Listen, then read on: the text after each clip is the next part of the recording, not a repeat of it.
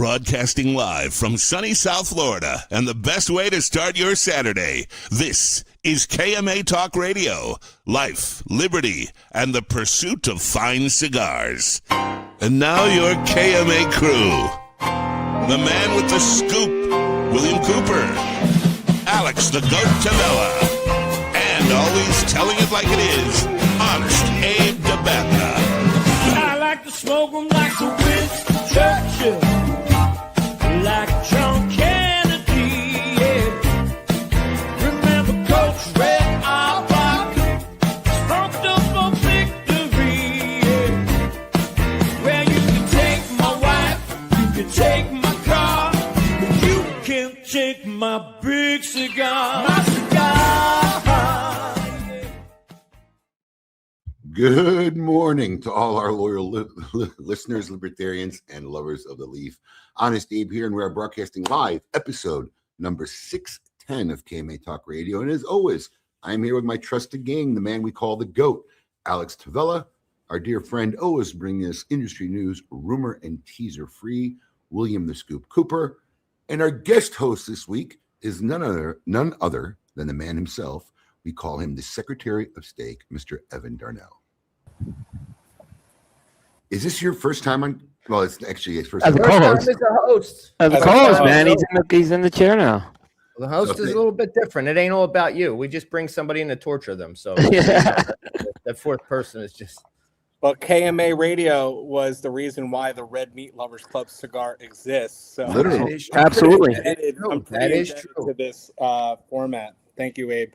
No, absolutely. I'll tell you something funny. I was laughing a little bit at the intro. So, I got this concoction back out on the lanai outdoors, and the office is done, but not furnished yet. So still outside. And something was wrong with my settings. I was fixing it, and this microphone was down here. So during the broadcast, I was trying to bring it up to put it by the laptop. Right? Can you still hear me good where it's at now? Yeah, but I feel like it's not close to you. Like I could tell it. So anyways, as I was trying to bring it up here, sitting on my laptop, I caught the bottom of my computer. And right before we went live, my whole computer setup, everything almost flipped backwards. Fell over. Yeah, it's a over the table. I'm like, that would have been catastrophe. Does that sound better? Yeah. Good shit. Yeah. Mr. Darnell, are you in if you set up and get a desk, Abe, just remind me. We'll order you one of these. It's just nice to have. You can stick it, you know what I mean? We talked about that. Yeah. Mr. Darnell, where are you broadcasting from? Is that the entryway of the glass doors of Publix? That is that. I'm actually at my friend's house, Mr. Michael Bragman. We know him well. Mikey I BJ. wanted to make I sure seen him that in a I long could time. smoke cigars without getting side-eye looks from my wife. And obviously, she doesn't know I'm on the KMA right now. She thinks I'm. I just tagged her. Are you serious? Gotta go. Only guy that has his name on a cigar box in 300 stores whose wife doesn't enjoy cigars as much as I do, but all good. I love her much, but she keeps me in check. Well, listen, all you got to do now, just get a quick DoorDash delivery of some Publix. You got something to walk in the door with. You've been at Publix for 2 hours. I got some ice cream in the car. We'll be fine. I'm excited. I'm still feeling the high from the Great Smoke VIP dinner. Man, I'm excited to be on this show. Can I vote for the dinner to move to Thursdays? Or do I have a vote? Why? I mean, you really don't get a vote, but I'm just asking. I know. I'm just saying. The problem I've had every year is Lent. It's fallen during Lent every year, and I do observe Lent. You know what? We're gonna inconvenience everybody to accommodate you. Can I vote for? I know you can't do it. I get it. I get it. That's why I wasn't. I feel bad. That's why I wasn't there. Actually, it would almost be easier for us to have it on Thursday. The problem is that a lot of people don't come in for the 4 days, Coop. Yeah, I get it. No, I totally get it. Because I've been to it. It's a great event, but I've had to miss it the last few years. Oh yeah. Yeah. Just come as a reporter. Just come as a reporter. Well, that's not a bad idea. Except, I'm going to have these gobs of meat in front of me. Listen, I can't. It's like dangling. I can't help your willpower, but I may take you up on that, Abe. Let's talk about that for next year. He had a pasta station. He had a pasta station and a cheese wheel or whatever. Yeah. Come to cover the event. Cool. Do you do throughout Lent or Greaseball Fridays? What was that? Fridays. Do you do all throughout Lent or just Greaseball Fridays? I do through all Lent. That's only during Lent. So I'm back. I'm back next week. Yeah. And Most of the 10 Greaseballs, it was Fridays. You didn't eat. My wife's a little more on that side. Hold on. Back this up. Yeah. If you do it throughout all of Lent, what the fuck does Thursday make a difference? Oh no, I mean Fridays during Lent. Only Fridays. I asked you. That's what I'm asking. Fridays. Yeah, that's usually. Yeah, that's what I do. Yeah. Our guest has arrived. My wife does it all year though on Friday. That's kind of where I was going. Oh, she does. Yeah, she does it all year on Fridays, so it doesn't matter if it's Lent or not. I know I went to a Catholic high school and all, but does anybody know what the origin of why that they do that? I should have had my wife here. Like, Good Friday. I mean, it's just so because of Good Friday. Is that it? Yeah, basically. Every Friday of the year, you're not supposed to have meat. No, Fridays during Lent. It's not supposed to, but many people observe it that way. Yeah. Usually, people give something up for Lent. Yeah, they give up something for the 40 days. But usually, the meat is always included in Fridays. That's the thing. At least that's a Greaseball thing. You should make the. I'm glad I never get slack for saying Greaseball. Like I'm allowed to say, I'm fucking Greaseball. You should make the Greaseball Bible. Right. The Greaseball Bible. That would be. Somebody's got it. Come on, there's got to be a book. Let's see here. Anyways, what are you smoking, Evan? Obviously. I'm doing the Fratanga, and then I may do one of these later in honor of you. But I'm doing. I don't think I've ever been this impressed with packaging than that. Abe, I got jealous, and if anybody hasn't realized, all these scenes are from the intro to the original show. All the scenes around the tube. It's awesome. I love it. But yeah, this is actually from one of our dinners. This is when we launched. I think this was like the first Saka dinner we did where we announced that he was going to be the permanent host of our dinner, but it's delicious. Oh, I know he's regretting that. Thank God. He'll complain, but he loves it. But listen to me, just thank God it was his idea and he bought it to me. Right. Because he can never say shit about it to me. This is all his own concoction. And I'm pretty sure every year he bitches internally about it because he really can't say shit to me about it.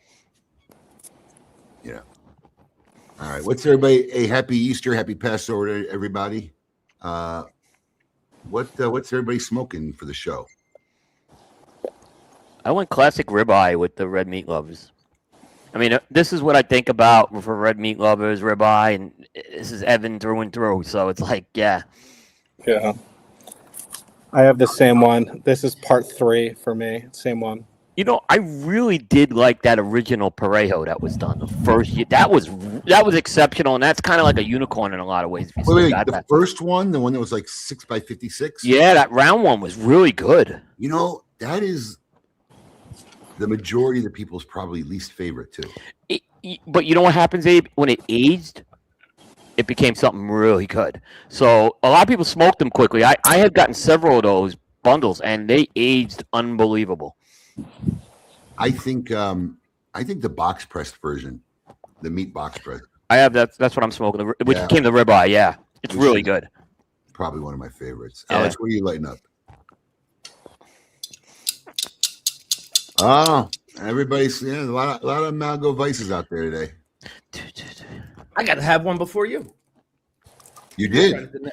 You did have probably the only time, first and last time you may ever have one before me of a project. He literally said, "Where the fuck did you get that? I didn't even have one yet." Well, because Nick Fusco is really good at doing everything absolutely backwards. So, I could see him laughing in the green room when he knows what I'm talking about. If there's a way to do something backwards, Nick's on it. Nick's on it, man. Like white on rice. He's there. Absolutely.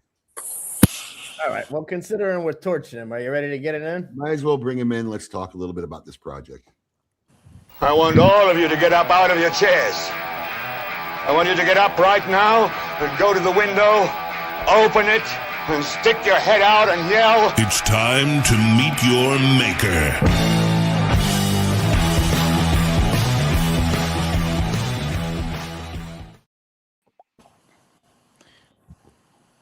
What's up, guys? Welcome, Nick. Welcome to the show, Morning, Nick. Nick. Hey, Nick. Awesome way to be brought on, Abe. Thank you. I always got laid in there, bro. Hey, you know what? I deserve it. Nick. Fair enough. Nick, for those of you who don't know, did a historical first in 20 years of Great Smoke.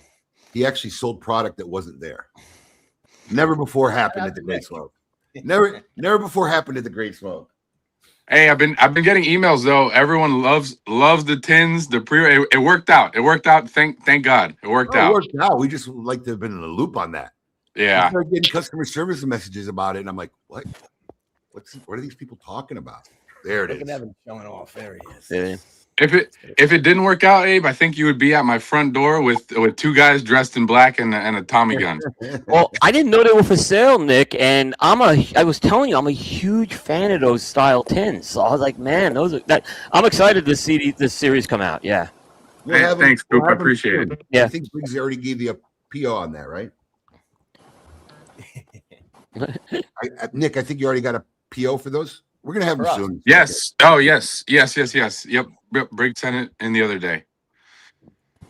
Yeah. So the way that's gonna work is they're shipped out in batches. So you guys are getting yours right after PCA, and then there will be no shipments after that because we have them all sold out, and then we'll be releasing numbers 3 and 4 after that, and I just my hope is to continue it on and make it a series to where we we'll look back in I don't know 3 years or so, and we're on to tin number 50, and people are like, oh, I've collected the other ones, something cool, something different.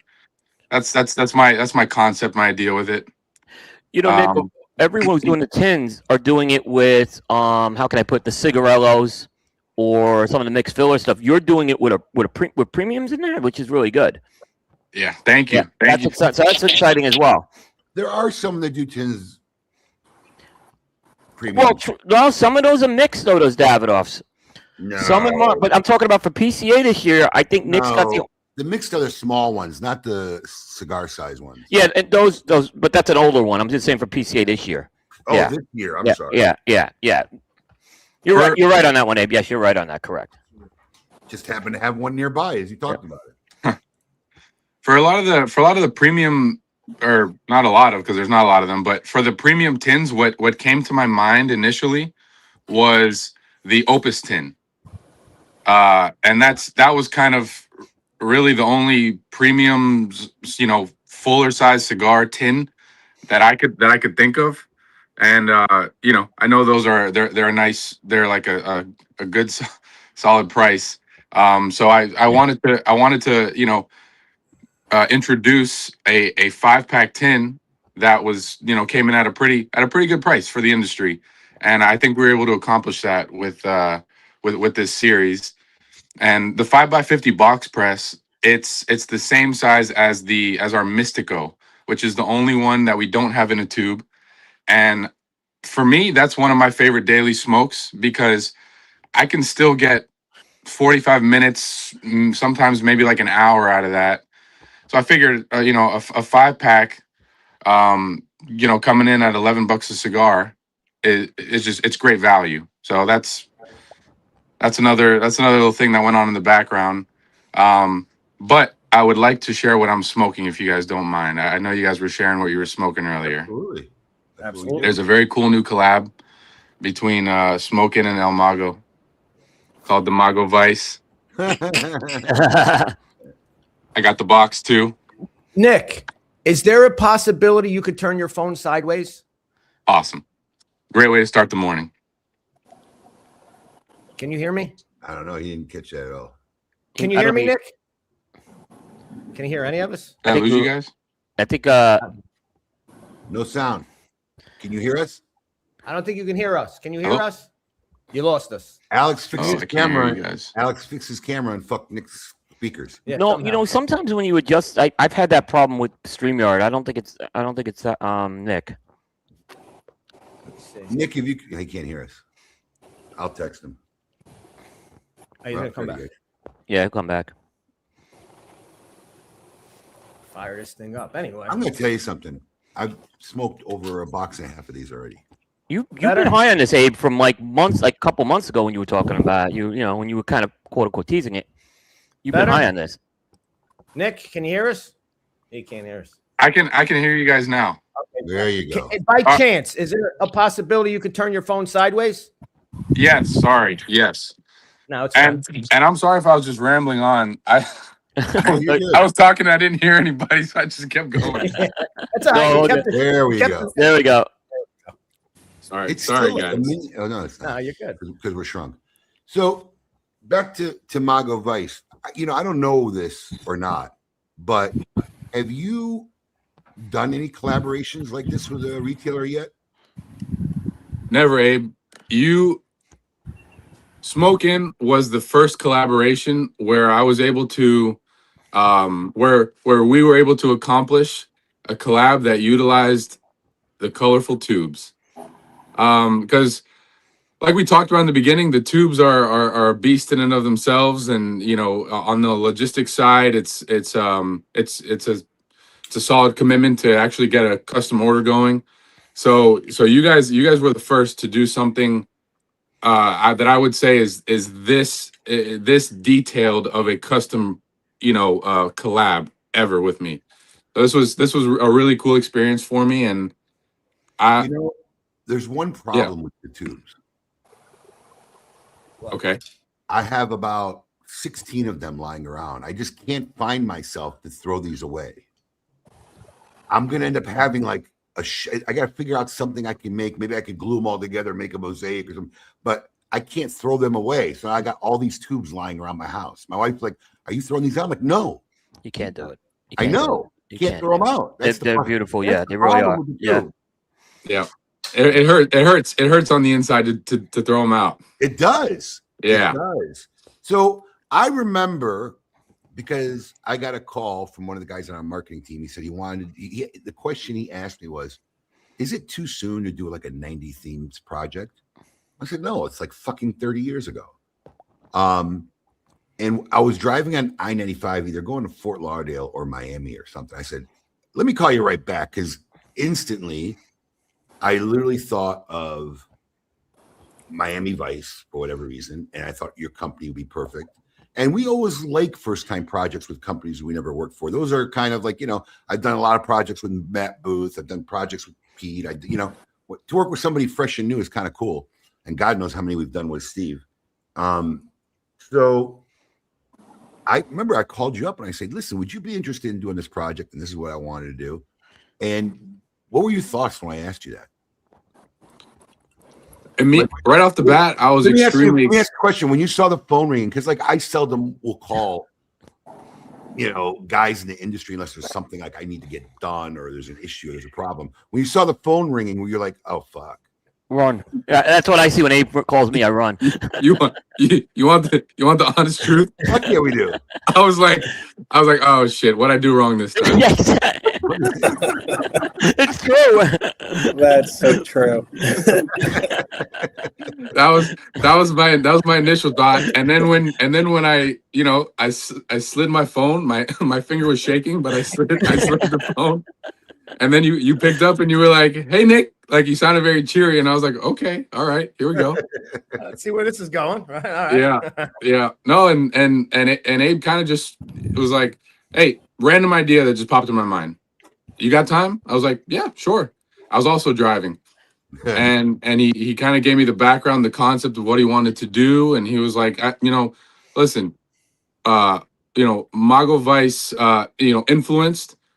I don't think there's anybody better to do this collab than, or more appropriate than with you. What do you think?" And I was like, "Hell yeah, let's do it." Like these are the kind of things that get me really excited, and really is what I love about the industry. Is I love that the creative part, creating something new, creating something unique as well. So this was like right in my wheelhouse. And Abe, I really appreciate you for reaching out. I think we created something pretty awesome here. Well, I'll tell you something about that. But you know what?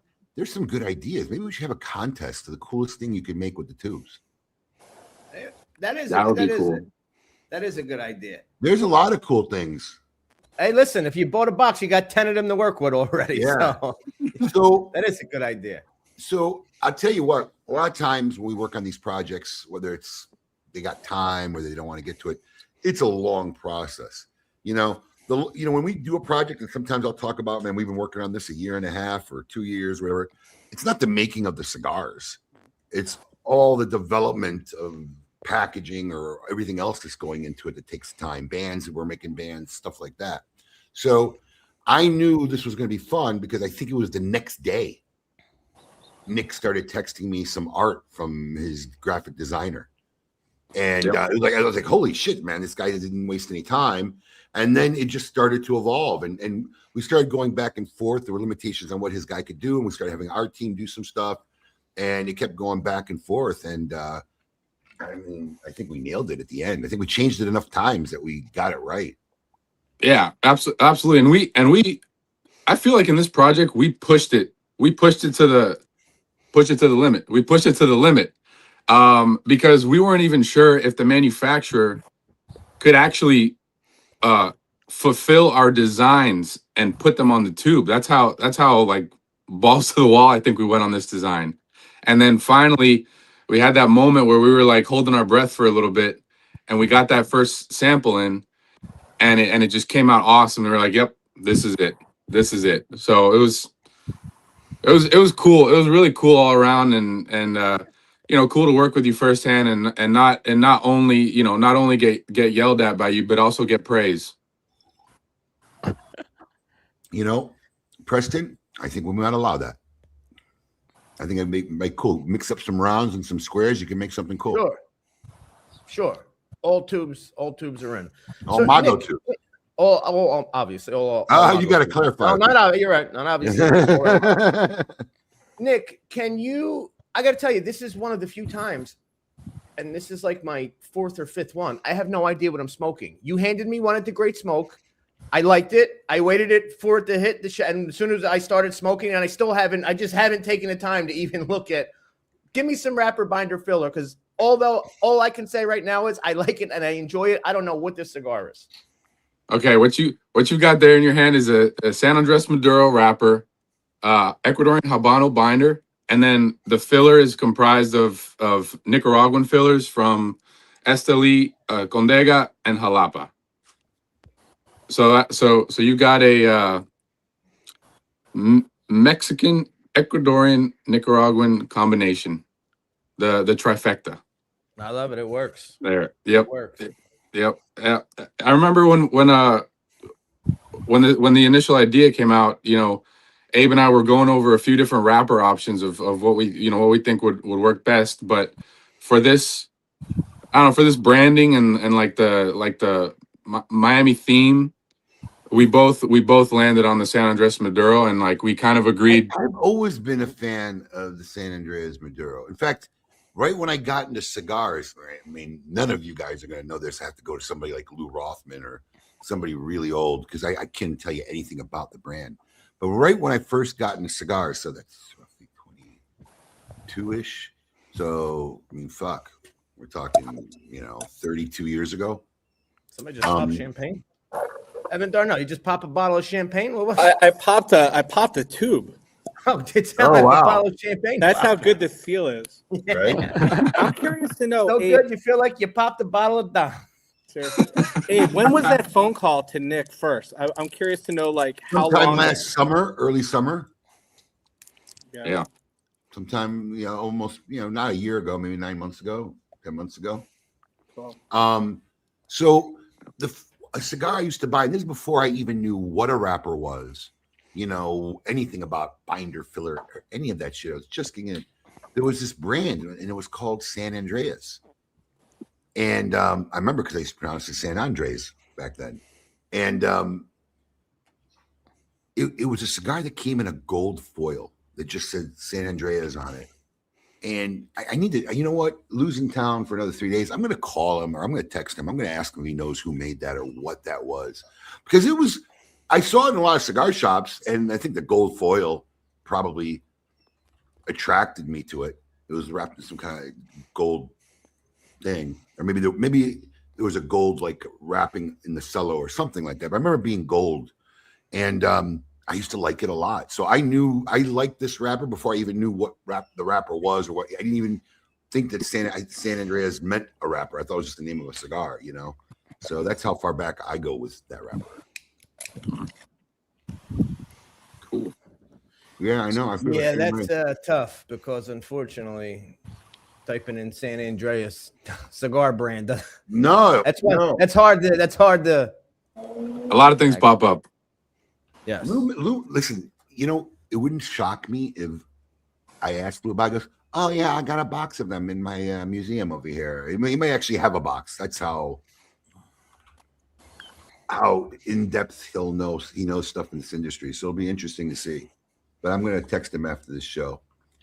But no, this was a cool project. We loved it. The original thought was I was going to go down to Miami. We were going to try to find a scene that matched that infamous poster of Crockett and Tubbs on the black Ferrari, I think it was. And we were going to, I think one guy's holding a sawed-off shotgun and the other guy's holding a pistol. We were going to just reenact that, but timing didn't help. And with AI, it just made it a lot easier to make it an AI, to be honest. You even sent me the link to rent the Ferrari. Yeah, we found a Ferrari we could rent. Yeah. That was the original point. We were going to make like a real poster. Would have been cool, but maybe we do it. Maybe we do it on a 2.0. Right. Never know. I was thinking of those overpasses in Miami, those highway overpasses. There's some iconic scenes I remember from those. Dude, it was such an iconic show back then. It was the first show that I can remember, and I think this is fact, that really started incorporating pop music into their shows. Yeah. Yes. You know, Glenn Fry was a drug dealer in one of the episodes. God rest his soul. And then, you know, the song Smuggler Blues was, played in that. I mean, it just incorporated pop music into mainstream television, like every show. And the greatest pilot episode ever. That pilot episode was so good. And you have the scene in the air tonight again with the music. Right. Just got you. It just brought you in. I mean, it was a great show. Yeah, you and I are old enough to remember. I mean, obviously when that was on Thursday nights. God, I couldn't tell you the fucking night of the week. Friday night. It was Saturday or Friday. Now I'm forgetting actually. So. Holy shit. Yeah, it was towards the end of the week that show on. What are you talking about? I got kids as old as Miguel. He's not that old. He's not that young. Miguel been like, I think Miguel's like 46 or something like that. I'm pretty sure he was born in 80. Yeah, Miguel wouldn't. I don't know if Miguel would remember that. The problem is I don't remember much about it. Like, you know, what company name was on it or nothing. You know, it's just getting into cigars. So Miguel at this time, when he's 47, so that's 5 years. Yeah, Miguel would have to have been like 17 or 16 years old at this time. Something like that. Evan, how many boxes of these did you buy? I bought 5 boxes. Is that the most of anything you've ever bought other than RML? It's by far the most. There's something to me, I don't know, maybe it's your beautiful face, but there's just something about this cigar that I adore. Maybe it's also my connection to Smoke Inn, and, you know, I think it's just so good, and it smokes so slow, and I'm a fast smoker that I adore it. It reminds me, just to say another iconic brand, but it reminds me the first time I ever had a Padron. It's just something just so nice about this that I'm a huge fan. And me buying 5 boxes is, I've never done that even. Well, I have done it a few times with our cigar, but. Oh, you've done more. I said other than I bought a RML. few dozen boxes of our cigar. And I'll tell you, I just, there's something very special about this cigar. I can't put my foot on it, but I love it. Well, thank you. Thank you. I appreciate it. And I'll tell you also, the price point, like, it's a perfect price point for me. Like, I like spending $17 on a cigar. It's just something. It's not too expensive. It's not too cheap. It's an investment grade cigar. Well, this is one of the projects that some of that cost went into packaging, but it had to. It had to. Real quick, Abe, that cigar you said it was in a gold tube? No, it was a gold. Maybe Abe, it was a can tube. you hear me? Can If anybody I hear me? saw it, yeah, I can hear you. Yep. If I saw it, I would recognize it. It was gold foil. It might have been, Alex, it might have been a gold tube. Was it this? That was it. Aromas de San Andreas, and literally That's find it online. exactly Something the fucking Santa cigar. Clara aromas. There you go. Okay, so Lou would fucking definitely know then. See, Alan should have known that one. Alan should have known that one. It's a Santa Clara cigar. That's Shout out to AI on that one. Google couldn't do it for me. AI could. That's the ChatGPT exact found it. cigar. Will you text that to me? Yeah. I'm actually gonna send that to Lou. That's the exact cigar that was like my first thing that I would I would try a lot of shit, but every time I went, I would get one of those. See, all I could remember was gold. I couldn't remember if it was gold foil or gold tube, but I knew the writing was like Old English, so I knew if I saw it, I would recognize it. Wow. Abe, do you feel like back in the day, tubes were more popular than they are now? No. I think The other way around? I think tubes were rarer. A lot of people didn't want to incur the cost of making tubes. I can only think of very few. I know Macanudo and Monte Cristo had some tubes, but outside of that, I can't remember a lot of tube cigars. You had your Hampton Court, you had your Portofino, you had your I forget what Monte Cristo calls their tubes. But they've had a tube cigar forever, one size. They might call it tubes. Glass tubes Macanudo had. There were some glass tubes one, but it wasn't as prolific today. There's a lot of tubes out there today. And I just think that, people got savvy. They started learning how to make tubes, where to make tubes, where it used to only be like General or Altadis making tubes. Now guys like you are making tubes, right? That never used to be back in the day, smaller, mid-sized companies. So I actually think they're more popular now than they were when I first got into business. I think the square tubes are more popular too now than they used to be. I don't know. If someone could correct me if I'm wrong. My drone might have been the first one to do a square tube. My guess is that square tubes have to be more popular now than they used to be, because on the manufacturing side, that's a whole nother like difficult tooling process. And so the places that I know of that do tubes is Germany and China. And as far as I know, Germany does not have the capabilities to do a square tube.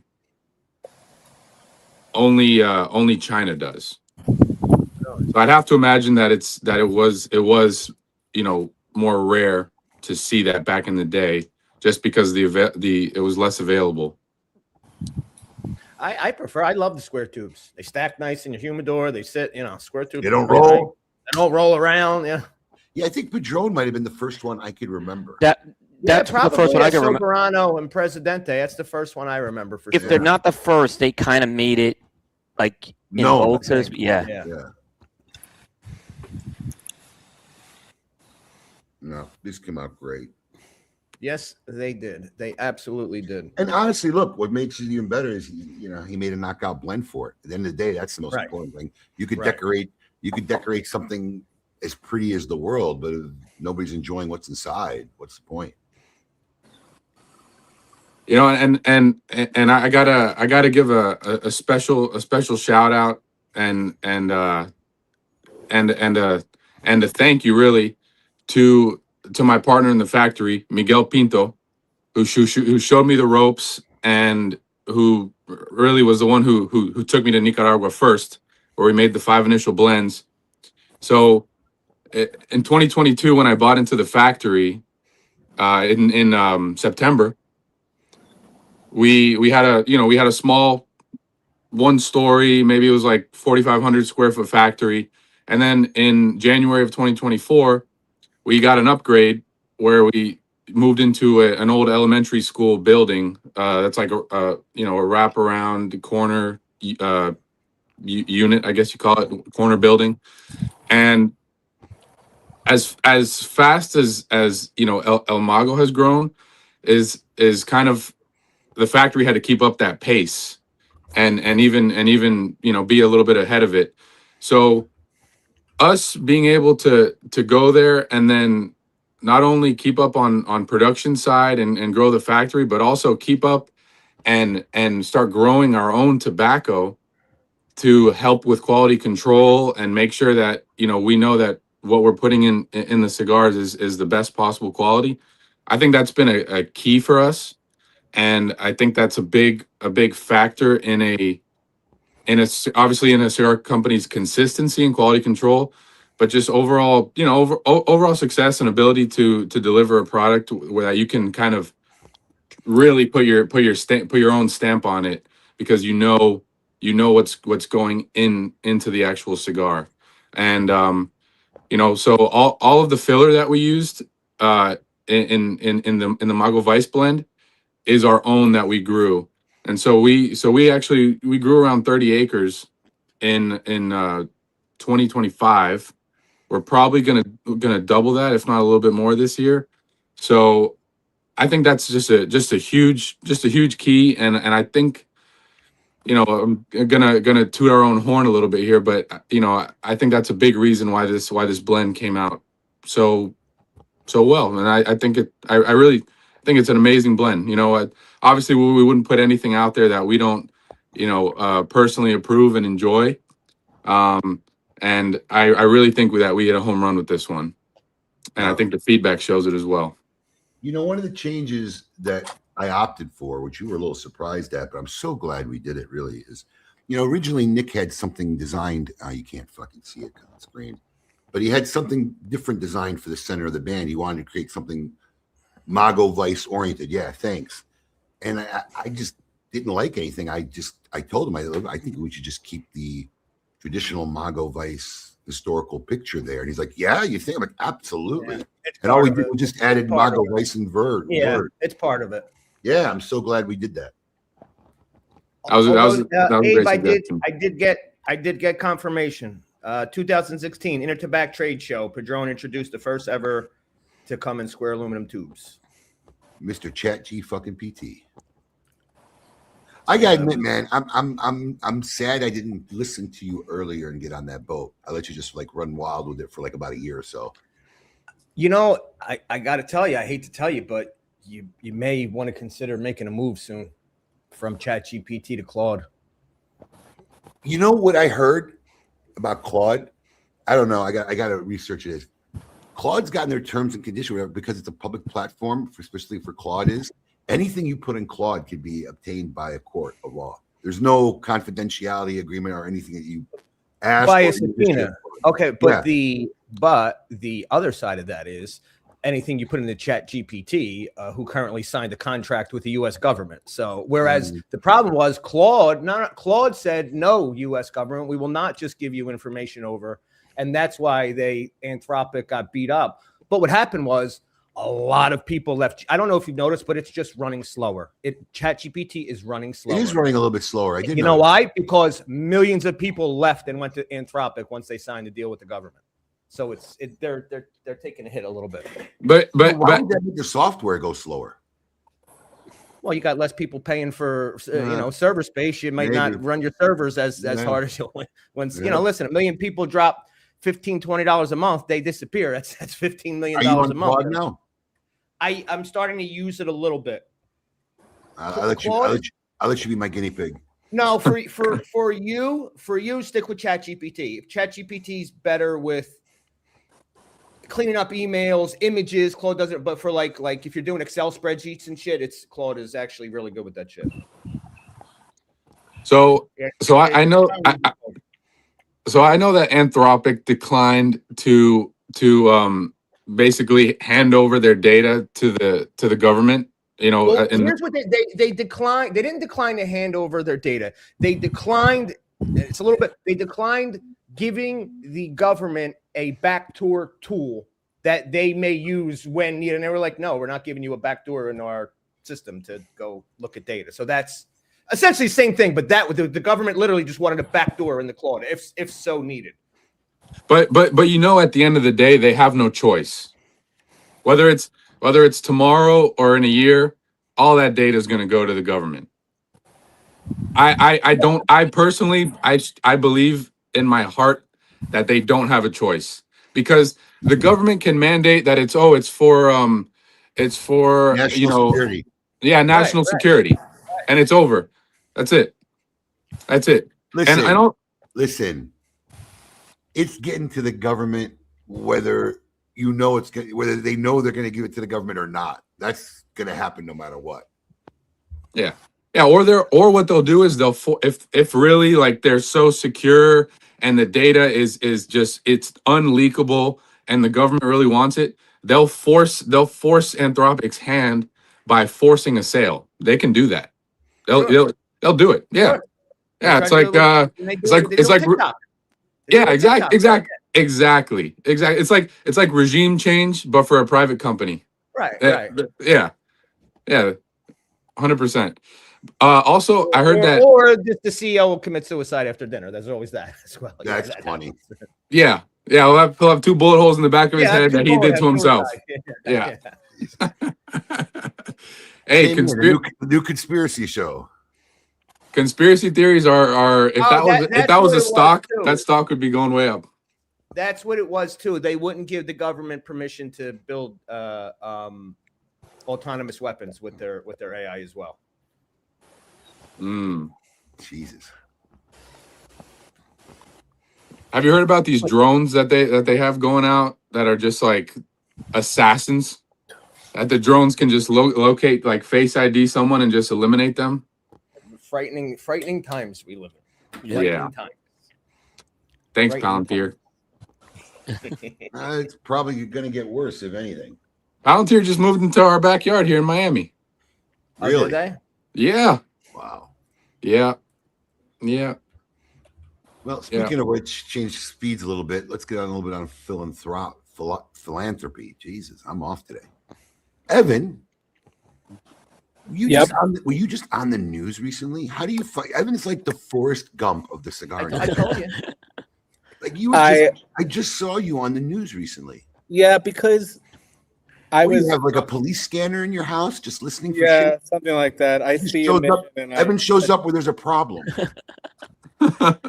So you know that I'm a recovering restaurateur for 20 years, and when I had my birthday event, March 2nd, we had 12 restaurants come.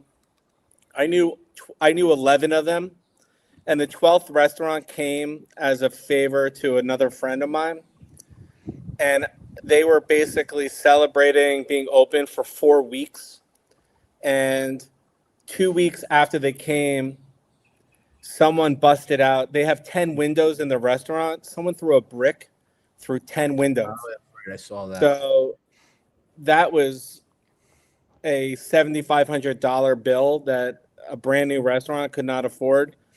And I went there. I shot a little video that night because we had dinner 5 minutes away from there. And I said, look, we got to come together and help them.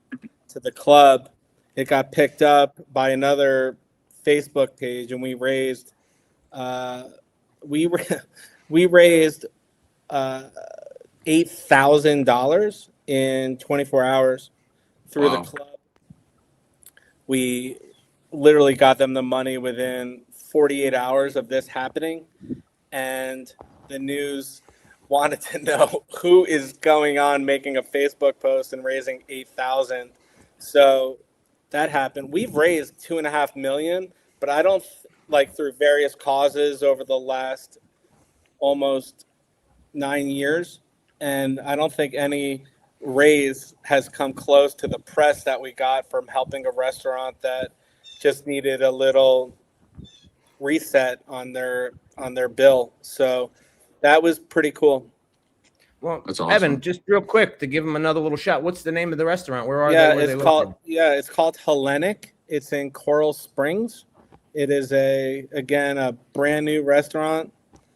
I think they specialize in good for next year. It's like a Turkish based food, and yeah, I was really impressed with the owner when I met her for the first time at my birthday party, and pay it forward. She did something kind for us, not knowing us, and I did something kind for her, not really knowing her, much about them. But I was proud of the club again, and yeah, we're up to $2.5 million raised. It's becoming a thing.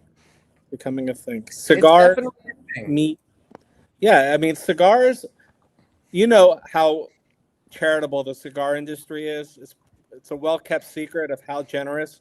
I mean, smoking socialites is become one of the most giving groups I've ever seen in my life in the cigar business, or in the cigar world, and we combine that with eating and philanthropy. So secretly, we're a business networking club. Don't tell anyone, but it's been great. We have an event coming up in April. We are in April, man.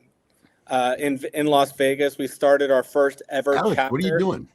Yeah, so we're doing a. Yeah, sorry, I was on Mayflower still. I was off. I was clicking like it was the same. Sorry, I'm used to my, these. And I'm used to Abe. Yeah, Yeah, but I didn't even realize it's not the same brand. I'm clicking because we got a couple. We got El Mago with 3. I mean, I know. It's like they're supposed to be up for 30 seconds. He's giving them like 5 seconds. 5 seconds. I'm like, what are you doing? That's so funny. That's hilarious. Sorry, Evan. All good. No, we started our first ever chapter in Las Vegas, so we're committed to 6 events a year there. So we have our next event coming April 15th. How much fun are you having making a new chapter? It's not easy. It's not easy. And I knew it wouldn't be easy. That's probably why I've held off for 8.5 years.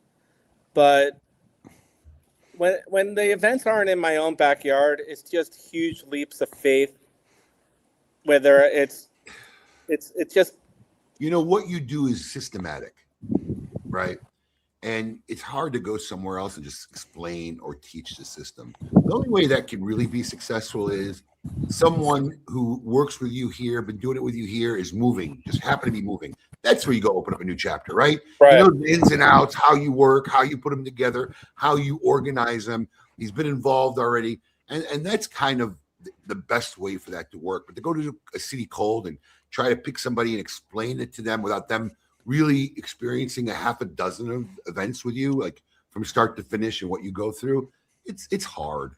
I found someone that I believe in. It's taken, I was talking with this woman for two years, who has an operational background in events and restaurants. So her background is very similar to mine. So I found the right person. It's balancing the risk.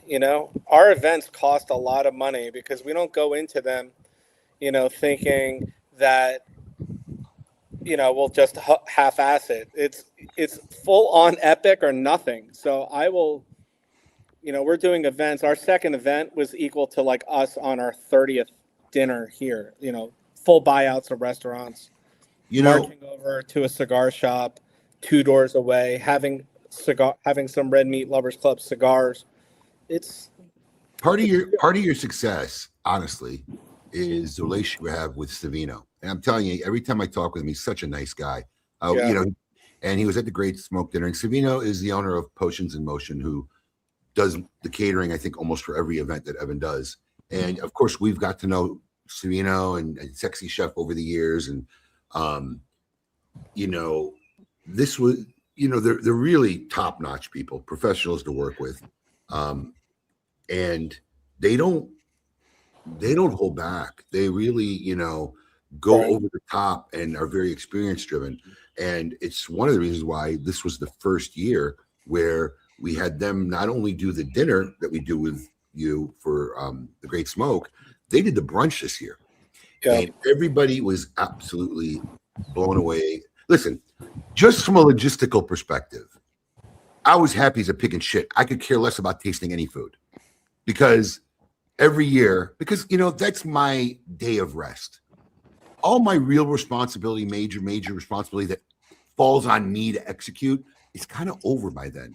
Once I say, see you all next year at the stage, it's kind of my closure. Sunday, I like to stroll into the shop with my family, have brunch with my friends, go to table, talk to people, actually get to socialize for a period of time.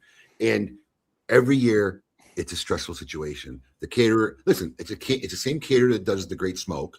So he's going on a full staff, probably extended staff, on a huge long day, and then has to be there at like 9:30 in the morning, prepping and getting ready for brunch. But always late, always state lines, always some fuckery, and I'm stressed out every year. This is the first year, man, I showed up. I didn't have to do shit. I didn't have to do nothing. And listen, we've been using him for 20 years, and it's sad, but you know what? And here's the sad part about business, especially when you have these long-term relationships with people you've been working 10, 15, 20 years with. It happened in another area I do business with too. That relationship can only hold it so far. You can't continually fall and just never address your shortcomings and try to improve and make it right. I mean, I got to the point where I really tried to motivate him last year. I said, look, we lied to him. We told them we're starting it a year early this year because people had to catch flights, right? We told them we're starting a year earlier. And I said, look, if you are late, I'm taking $500 off your bill. The guy was still late. I had to take $500 off the bill. It's just not worth the aggravation. I shouldn't have to work that hard to motivate you. So working with them this year was beautiful for me in a sense. And then I tasted some of the food. That beef, that steak, or whatever they had there was fucking amazing. Yeah. Everybody was raving about it. And we have a meeting with them, I think in a couple weeks, to talk to them about doing the main event food. Now, upside downside is, look, if there's one thing in 20, I won't say in 20 years. So like probably the first 3, 4, it was okay because there's only a few hundred people, 3, 4. It wasn't insane, right? But as the years went on, the one consistent thing that I've kind of always heard every time, we have thousands of people who come to the Great Smoke. It's very funny. Take a little guess. We have thousands of people come to the Great Smoke, and we send out a survey for the Great Smoke every year. We've got thousands now, 2,500 ticket holders. And we send it to the email of everybody who bought one. How many responses do you think we get from a survey on average every year? 14%. Yeah, that's a good number. Don't give me a number. I'm not doing the math in my fucking head. A couple hundred. Out of 2,500 people, 2,500 people. How many people will respond to a survey of the event? 300. Over 2,000. You think over 2,000 responded to the survey, Alex? I'm sorry, I wasn't in. I had to correct Alan. Well, we did it while you were still. Who likes to correct? Alan likes to correct people from the comments, so I needed to correct Alan in the comments. There's a mute feature where you could pick one person. His comments never show up on your screen. I know. No, there isn't. Is there really one? Because I'll do it. There is one. Tell me, because I'll do it. No, there's not. The problem is it just blocks him, so he gets a reprieve from being fully blocked. But of this, probably about 500. Never over 200. Wow. Yeah, I figured it was low. It was like 180, maybe 170 some responses this year, which, we actually try to make a good questionnaire and think of questions, but, it is what it is. But listen, you got to I'm seeing a Great Smoke email after the Great Smoke. I know it's probably something, or it's probably not something, and I could see people not even like seeing what it is. Great Smoke thing. It's probably a thank you for covering up there or something. You know what I mean? Well, this is a good question because I don't know this part. How long was the survey open for, Gary? I didn't realize there was a deadline to turn it in. Or there had to be because she gave me the reports. So. You got to incentivize them to you can win. We did that one year. We gave you points on fucking, it doesn't change nothing. We did it one year. We did it. Alan, no, they fucking didn't. No, they didn't. Jesus, this fucking guy. Where are you talking to him? What did he say? Now we got to know what he swears that. So first it was Avo came out with it first with the tubo. Avo, he tried to say Avo Synchro Nicaragua. No, that was 2017. Padron did it literally a year earlier. It was a full fucking year earlier. Now he went to, but they did announce it first. No, man, you're fucking wrong. Just eat it. It's okay to be wrong sometimes. I don't even read his comments. A lot of energy being spent there. I'm trying to be that fucking guy in the comments. I'm about to kick him for the show. Maybe you can try again next week. No, Joel, I don't think we gave points this year, but we tested it one year to see if it would incentivize people, and it didn't. No one gave a shit. So, Abe, you were talking about the survey and the food. So the one thing that's Also, the problem is when you give things, people. We don't want people to be nice. We want real feedback. You know what I mean? I feel like when often people think like, oh. Well, there's two types of negative feedback or criticism you get. You get legitimate criticism, constructive criticism, which you always like, and then you just get some dumbass buffoon. Oh, of course, some bullshit. Yeah. Yeah. So the line was too long to see. I didn't get the right. It's close. It's close because the tubes. Oh, now fucking Coop's involved in the fucking argument. It's close. May 12th is when I have the Padron him on the tubes. show. Get him on. You guys can have a discussion with him. I'm just looking May at 12th of what, Cooper? On May 12th, 2017 were the square tubes. 2016 were the 90th tubes, which were round. I have 1 second here. They made the 90th. We're not talking about the 90th cigars. We're talking about the Presidente. The Presidente was 2017, very close to Avo. I don't know who got the market first though with it. I don't think it matters in the end. So what? It's Anyways, the one consistent complaint throughout many years, and it's not like a major complaint because you're right. I mean, how are you going to feed 3,000 people and try to make the best quality food you can? It's difficult, but it's always been the food. It's always revolved around the food. It's very hard to find people that are going to cook for that many people. And it's just one of those things that the event's so awesome. They're not thrilled with the food, but it's not changing anybody. You know, nobody's coming for the food, right? The food's just an add-on to the event. So we're actually talking to the Potion Motion guys, and hopefully we could work something out, because if we do use them, my gut tells me ticket price may have to go up a little bit because they are not going to be anywhere near the budget that we have that we're currently using. But I think I have to streamline it too, because doing 4 different food stations for general admission plus a VIP buffet, which we didn't have early on, kind of was doable when we had 200, 300 people. I think offering 4 different kinds of food plus a buffet station for fucking 3,000 people is just too much. I think we need to streamline how we do the food next year, whether it be 2 select options, and these guys are just going to make 2 fucking amazing things and just serve it out. I think it'll be great. I think they will be great. Yeah, and I think maybe, you know, there's always people who bitch if you raise something $5 or $10. God, man, we had our Cigar of the Month Club for $29.95 forever for like 3 years when we first launched it, and then it went up $5. Everybody had a fucking heart attack, you know. But I think when the people who do come down, if the food's anything to how they do the dinner and how they did the brunch this year, nobody's gonna give a shit, you know, because it's really, really good food. And I know for a fact, Evan, what's some of the biggest events these guys have done? They've done 1,500 seated at the Ron Seated Burgundy. harder, 10 times harder. Yeah. I have so much confidence in them. Yeah. That So it's I've seen them. And I know they do big events. So I'm hoping we could work it out where we could afford it, you know, without getting too crazy. And you know, Jason, like us, like he does the dinner, you know, he just loves being part of it. He's not worried about crushing profit on these kind of projects. He really enjoys it. He's a cigar smoker. So, you know, hopefully we can get it done. And then the other big change we're going to do, and I'm not promising anything. So Kevin Shahan put me together with a guy. And I think I got another meeting with him coming up in a week or two. This is like for people who think that great smoke is like we work on it only 3 months a year. This guy claims he can clear out the room of smoke without dumping the AC. Now, yeah, that was my response, Nick. Okay. Kevin showed me his text messaging. He says, oh, yeah, no problem. We could do that. So we'll see what he says.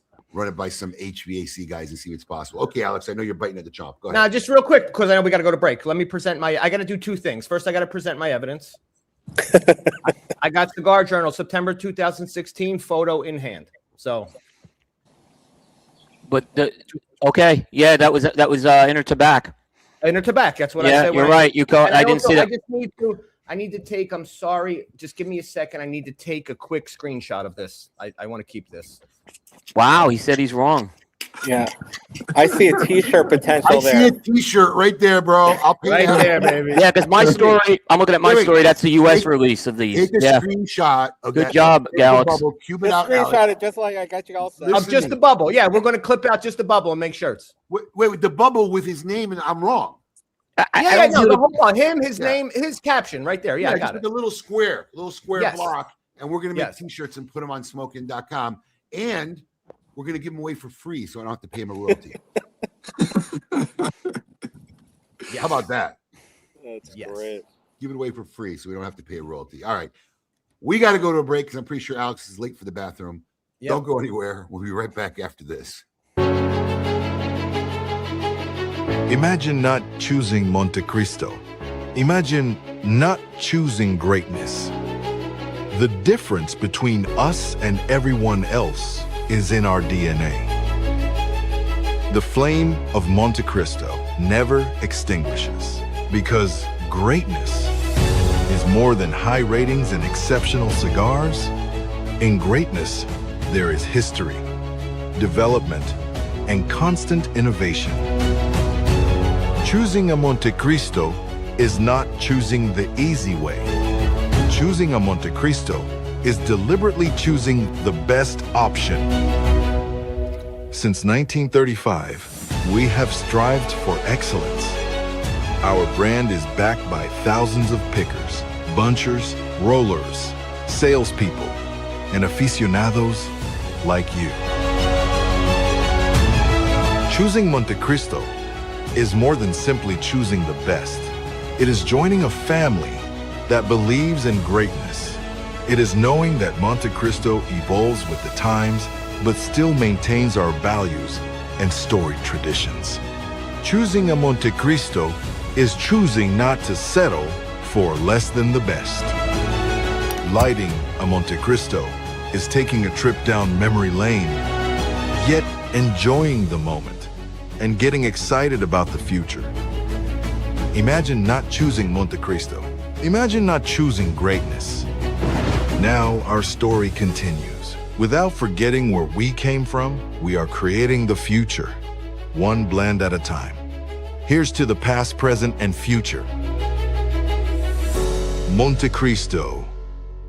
Then, now, forever.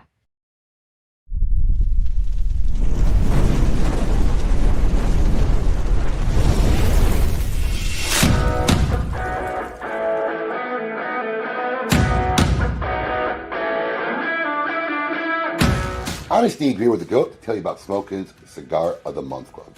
Alex, tell our fans out there why our club is the best darn club out there. Absolutely. I'll tell you why. Because every month I personally handpick 5 premium cigars. No filler, no fluff, no fugazis. These are all premium handmade name brands that you can find in any brick and mortar store in your area. All delivered to your door for $34.95. And our average monthly retail value since the inception of our club has been almost $57. Another great feature of our Cigar of the Month Club, Alex, tell them about the ease of our Cigar of the Month Club. I'll tell you, I hate subscription services. It's always a pain to cancel them, turning them on. We've made it super simple. All you gotta do is log into your account. There's a little green button there. If it's green, you're active. You want to take a break, you're going out of town, simply hit the button and you'll deactivate your membership. Want to turn it back on? The exact same easy process. You can turn it right back on. We've made it that easy for you. Another great feature is our Double Down Club. Alex, tell them about the Double Down Club. We had so many of our members reach out to us who really enjoyed our selections every month that they wanted to know there was a way they can get 2. And we've made that very simple. With a simple check mark, you can get double this great selections every month and save $10. Does our club have perks? Of course it has perks. You want to tell them about the perks? As a member of our club, every month there's a special discount code where if you like any of the selections, we will offer them to you, so you want to come and get some more, you can get them at a special discounted rate for our Cigar of the Month Club members. And finally, expedited shipping. Tell them how fast we get the stuff out, Alex. We get the stuff out on the 28th of every month. Our membership bills on the 28th, and we get every member's package out on the 28th if it's a shipping day. 5 great reasons on what makes Smokin' Cigar of the Month Club the best club out there. Check it out. Peace. Hey, I really appreciate you doing the video with me. Thanks. Oh, yeah, you're welcome. I mean, you didn't let me get a word in, but What? Well, great. It's perfect.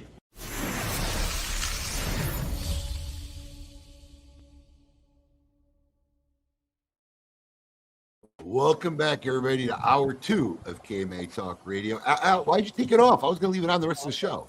No, what's funny is people don't know I'm going to have to be on another screen to play the commercials.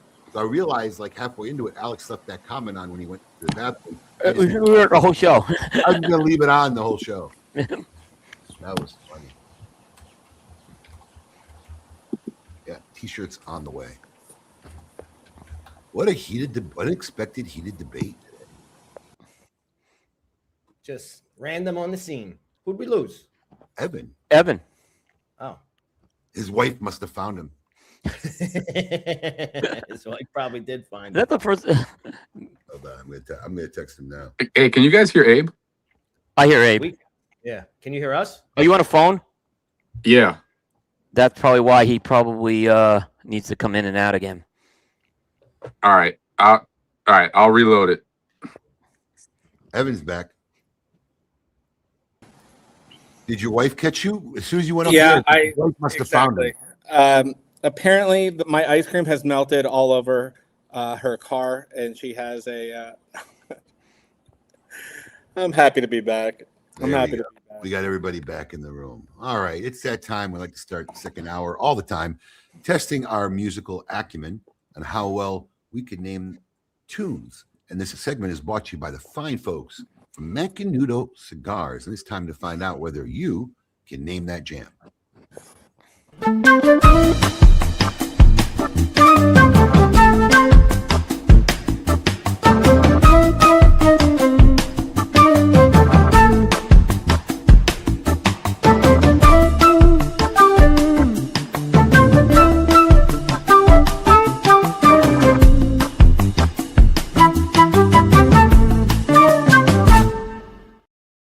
You know, God dang it, it's my fault.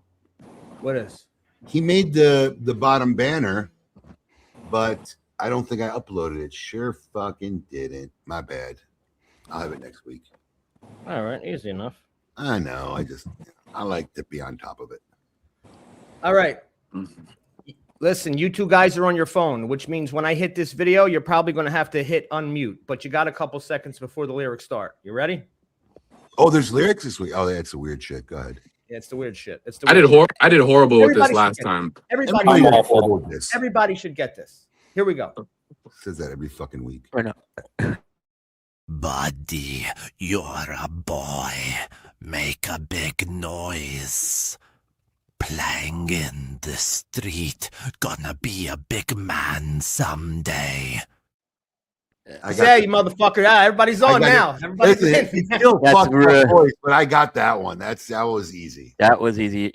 Does anybody not know it? I think that's you too. I don't know. I don't think Nick knows it. I know it. Evan?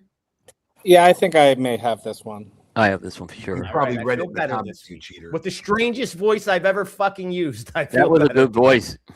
Evan, that was very interesting. You could tell by the faces in the green room when we're off the camera who's got it or not. Evan's like this. For sure. Yeah, I don't think you had it. Yeah. Evan. Oh, am I supposed to? I would say it would be that Queen song. Which one? Which is?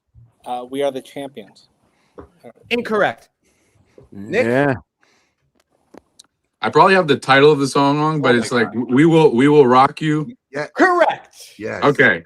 There you go. Yeah, that one. Literally, hold on. This is why Evan knew it. Usually they're back to back anyway. I'll give you half credit because usually it's We Will Rock You right in the We Are the Champions anyway. Hold on. So fair enough.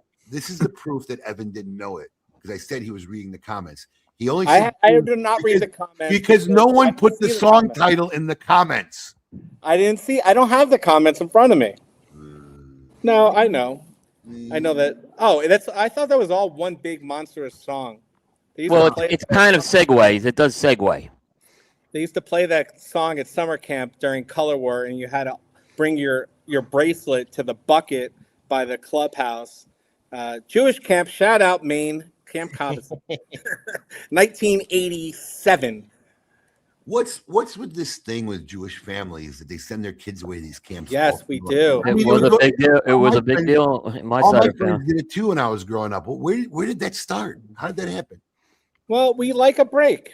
And we also know that camp, the only thing camp is there for is to give 24/7 fun to your kids. So you have the peace of mind in knowing that your kids are having the best time from start to finish for 7 straight. It used to be 8 weeks. Now it's down to 7 weeks. Hopefully it does not go down to 6 weeks. My son's going back for the 7th year. This is probably going to be his last year. My daughter, her last year was last year. And yeah, now she's getting ready for college. But as parents, you don't miss them. I mean, I look forward. Of course. Now that they're older a little bit, it's not like Petra's got her old fucking. My dad hated it, and he wouldn't send me. He wouldn't send us, me or my sister, to camp. We never went to camp. He hated it as a kid because he got sent and said he would never do it. I think one summer I went to like the local community camp, which was like my parents dropped me off at 9 and picked me up at 4. Sleepaway. Yeah, not a sleepaway camp. I think I did that one summer. I think I vaguely remember Oriole Park one summer. But yeah, do you know how that? You know I want to Google it. I want to know the history of how that became such a common thing. Why did Jews get so lazy in the summer not to take care of their kids? It was tied in. My dad said it was tied in with the whole bar mitzvah thing. Is what he said to me. That there were activities at these camps that kind of fostered that. That's what he told me. Maybe. And he would go. Growing up in New York, you'd go up to the Catskills, and then there were a lot of these resorts, and then they had family resorts up there too. So it was all tied into going to the Catskill area. I mean, to be so culturally prevalent, there's got to be some background story on how that happened. And he said once you were bar mitzvah, then you went to those camps and were leaders there. Yeah, my daughter was a counselor last year. Yeah. Mm-hmm. Yeah, very, very. He hated it, my dad. Oh, it also shaped where she's going to college. All of her camp friends go to University of Wisconsin, so that's really where she had the most comfortability with picking a college. So it all leads into each other, and that college is on a lake, and I think a lot of summer camps are on lakes. So it's just a continuation. Interesting. Like I said, like my daughter's 18 now. She's got her own life, her car, but like I used to really look forward to the summers. I'd go into work late, spend the mornings with them, try to come home a little bit early because it's the time I get to see them. Because during the school year, I barely got to see them. I come home from work, they're going to bed like 30 minutes later. They're gone when I wake up in the morning. So, I always looked forward to hanging out with them summer and planning a decent summer family trip. But yeah, I mean, I just like for me sending them away for 2 months, I'm like, what the fuck? And what do you do? Do you like? Yeah, I mean, I guess it's going to happen when we become empty nesters. But like, what do you and your wife do for 2 months with no kids in the house? Well, we also plan a trip. We also without them. Yeah. We also plan one of the weekends you go up there to visit them like 3 weeks after they leave, and a lot of going out to dinner and taking walks at night. It's sort of fun for everyone involved. And we also know that I love my camp experience. My wife hated her camp experience, but I loved it so much that shocking. Yeah. He went to a debate camp. Shocking. I am making that. I was a little bit preoccupied for a few minutes. Yeah, make that into a banner. I think I'll sponsor that banner. Red Meat Lovers Club sponsoring. That's actually our banner with a little Red Meat Lovers Club logo. So every time Alan Rubin makes a comment, Alex, you just pop that up on the screen. It's like, that show where every time they say a word, you got to take a shot. Yeah, right. It's like a drinking game now. Yeah. Yeah, it's like a drinking game. It's a shame we're a 10 a.m. show. If we were a night show, I'd turn it into a drinking game. For sure. You guys have your dinner set up for PCA, or is that all with manufacturers? Are you guys going to New Orleans? So normally what I've been doing because look, man, I've been in the industry 30 years. I've had my fair shares of dinner with everybody at this point.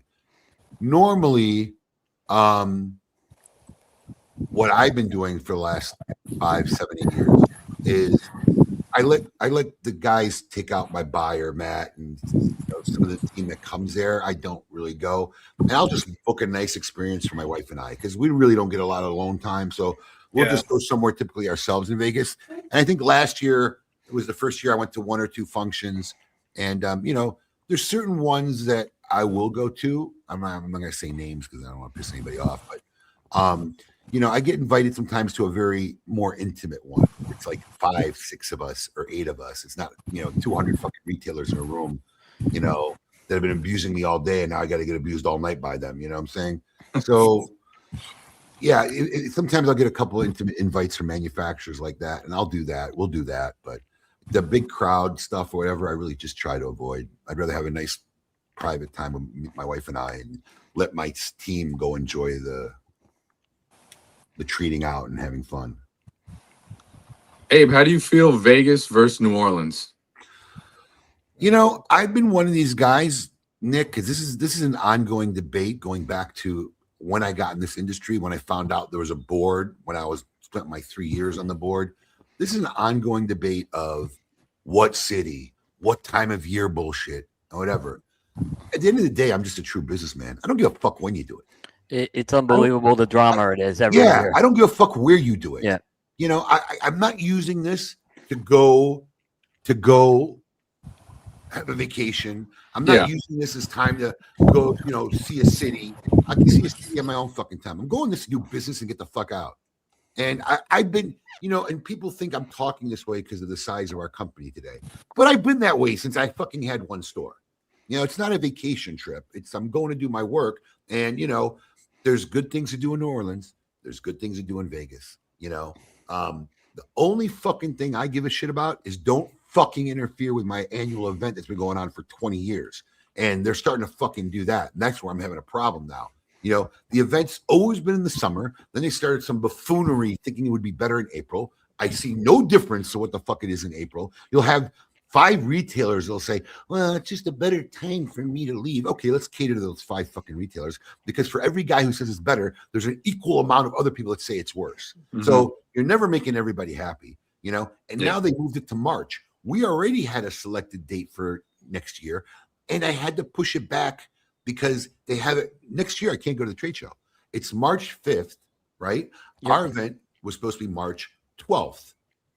It was impossible because not for me. I just don't go to the trade show, but all these manufacturers who come to our event are going to fucking like 1 week after 2 days after they get back. And I wanted to push it back 2 weeks. 2 weeks later is Easter weekend. So we only were able to reschedule to March 20th, which will give every manufacturer, because 5th, you get back to 10th, settle in 11th, 12th. It gives them about 8 days, 8-9 days to regroup and then have to do the Great Smoke. I mean, it's bullshit.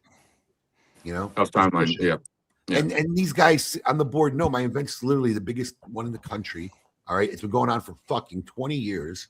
And they know that 32 fucking manufacturers come every fucking year. It's not, and there's a lot of other events this time of the year too. I mean, I can rattle. There's all the factory tours, Pro Cigar. There's a lot of stuff that goes on in that first quarter, and it's a tough thing. I almost want to. Is Jay Davis on? Because I know he's gonna love this, but I almost want to just put a fucking camera and a microphone in their fucking meetings so we could just do a whole show on the idiocracy of some of the shit they think up and do. We have a story, by the way, in the news. I'm curious. Well, how is the news this week? It's busy. All right. Well, since we've already segued right into it, let's find out what is going on in our industry this week. News Watch You always teaser and rumor free by our man William the Scoop Cooper. Let's find out what's the scoop with Coop. Hey, yo, what's my theme music? The Scoop with Coop. Breaking industry news. Hear it first on KMA Talk Radio and cigar-coop.com.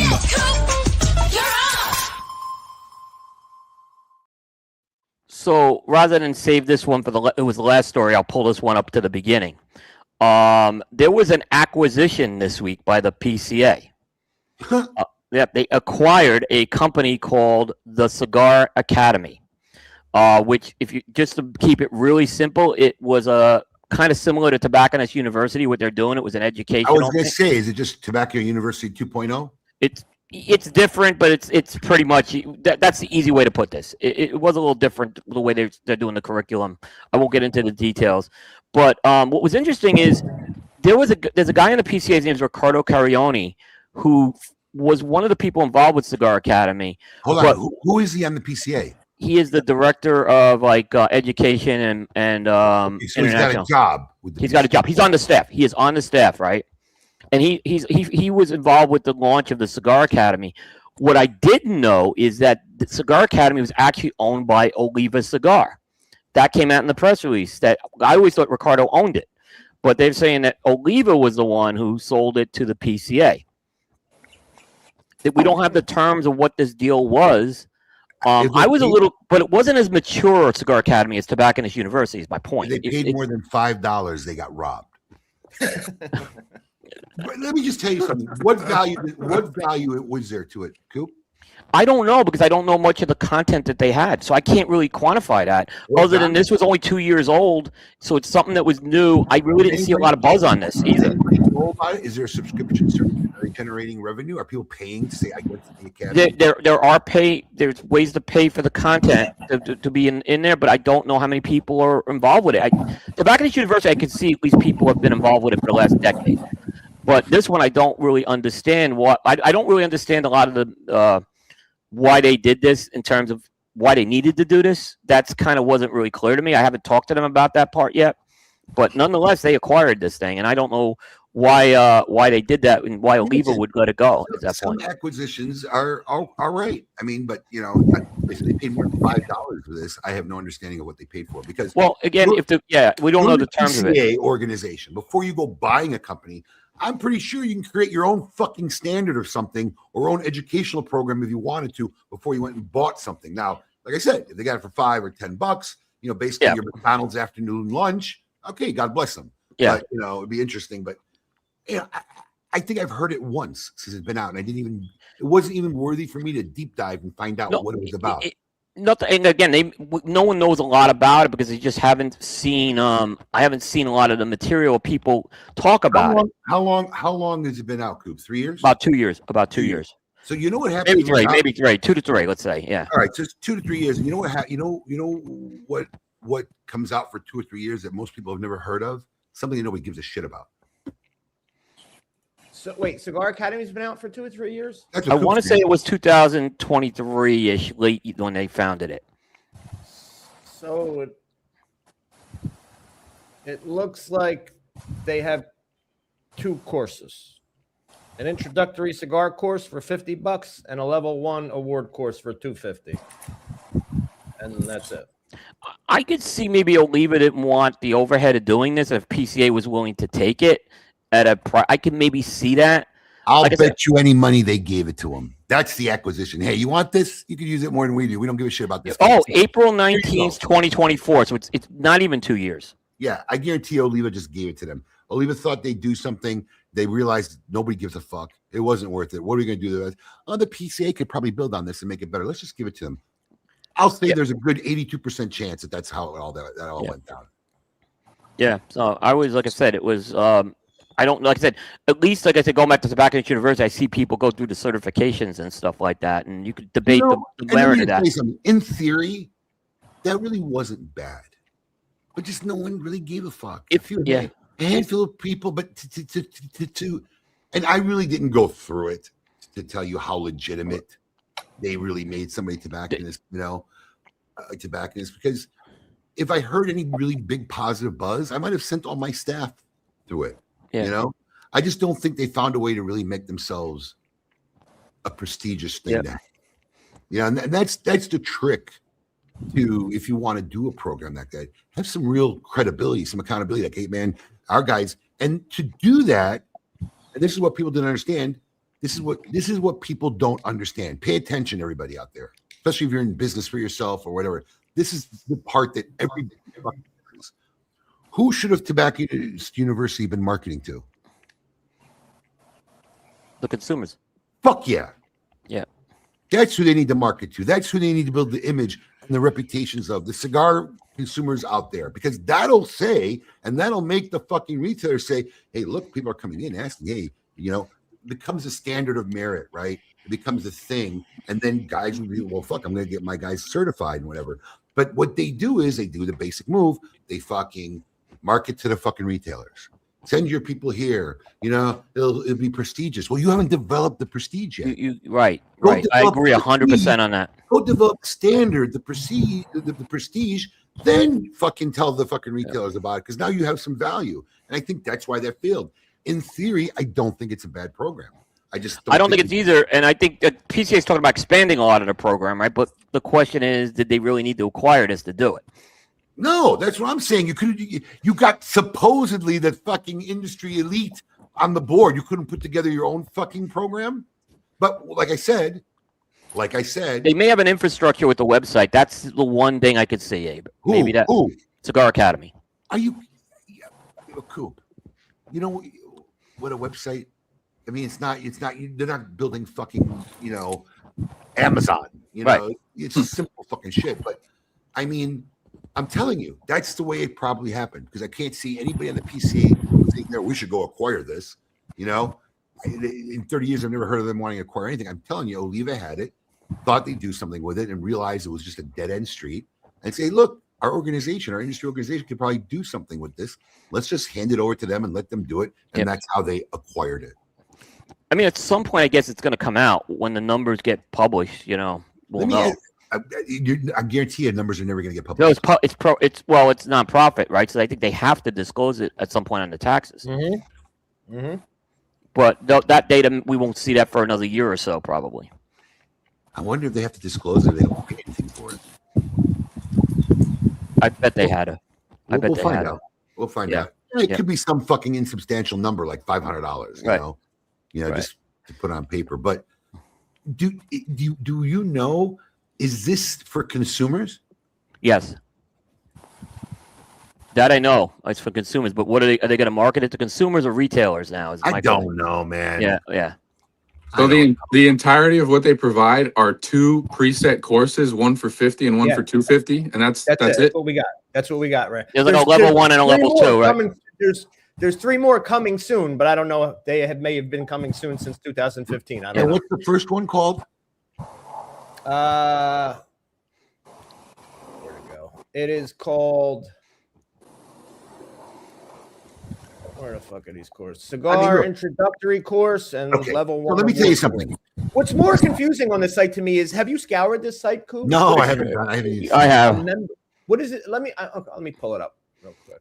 So let me just tell you something while you're pulling it up, okay? Yeah. The cigar industry course that they're offering is basically every major online retailer's Cigar 101 blog or whatever. It's been out there since the beginning of fucking time, and I don't know what the fuck they plan on teaching everybody that you just can't get on the internet for free at this fucking point. Well, you haven't gotten at an event, right? But I know they were tapping into. I know they were tapping into. He's halfway good at his job. Yeah. From what I remember, they were tapping into industry people for the content, but I don't know who provided the content, or I don't know how that was developed either. I mean, it's just like that thing I went down to. I'll probably never be asked to speak for the PCA again. That thing I went down to in Miami where they had me talk to people. I took that course. Yeah, you were there. Very weird. I wasn't there. I was at Smoke Inn doing Thanksgiving dinner or lunch. But yeah, you bought it. Yeah, just like I said, Forrest fucking Gump over here. But it's just, I don't know. Coop, did you know about the Cigar Academy before this news broke? Yes, I did. Okay. Yeah, I did. I heard about it once. Yeah, we did. I mean, I know Ricardo. He's a good guy, and he had launched this, like I said, at the trade show. That's why they were. Like I said, that's when I first heard of it. They did reform the media and stuff, but then I really didn't hear much about it afterwards. That's a good one, actually. SIU? Should we create SIU? SIU. No. I bet you. I don't even want to go down that road. Let me stop. So here's what's confusing. Starting to find myself fucking making a program just to prove them wrong. This is the fourth. But what's confusing to me is, so you have members, right? We have all these members. Which means we begged them for money and they gave us money. All right, right. But then what is the difference? We have a member But then we also have partners. Does any Ovida, PCA, light them up, enter tobacco? Just more people that gave him some money? I just Well, Fiends Lames is Leva. Nothing They like own that. says this, They own that you know. too. I mean, there probably was some sponsor stuff or whatever in the sites or something like that with that. So it's probably money. I don't know the answer to that, Alex. It's a good question. Yeah, so I Follow the money. Follow the money. It was cheap because there's not much there unless they really had plans on gearing this thing up. Partners probably someone who paid up for like a year, and member is probably someone who advertised with them. Right. For a smaller fee. Yeah. Right. Probably. By the way, Dan, just so you know, it's LEW. It is. Yeah, the thought count. Yes, I wanted to make sure, just in case you ever type. Come on, Dan.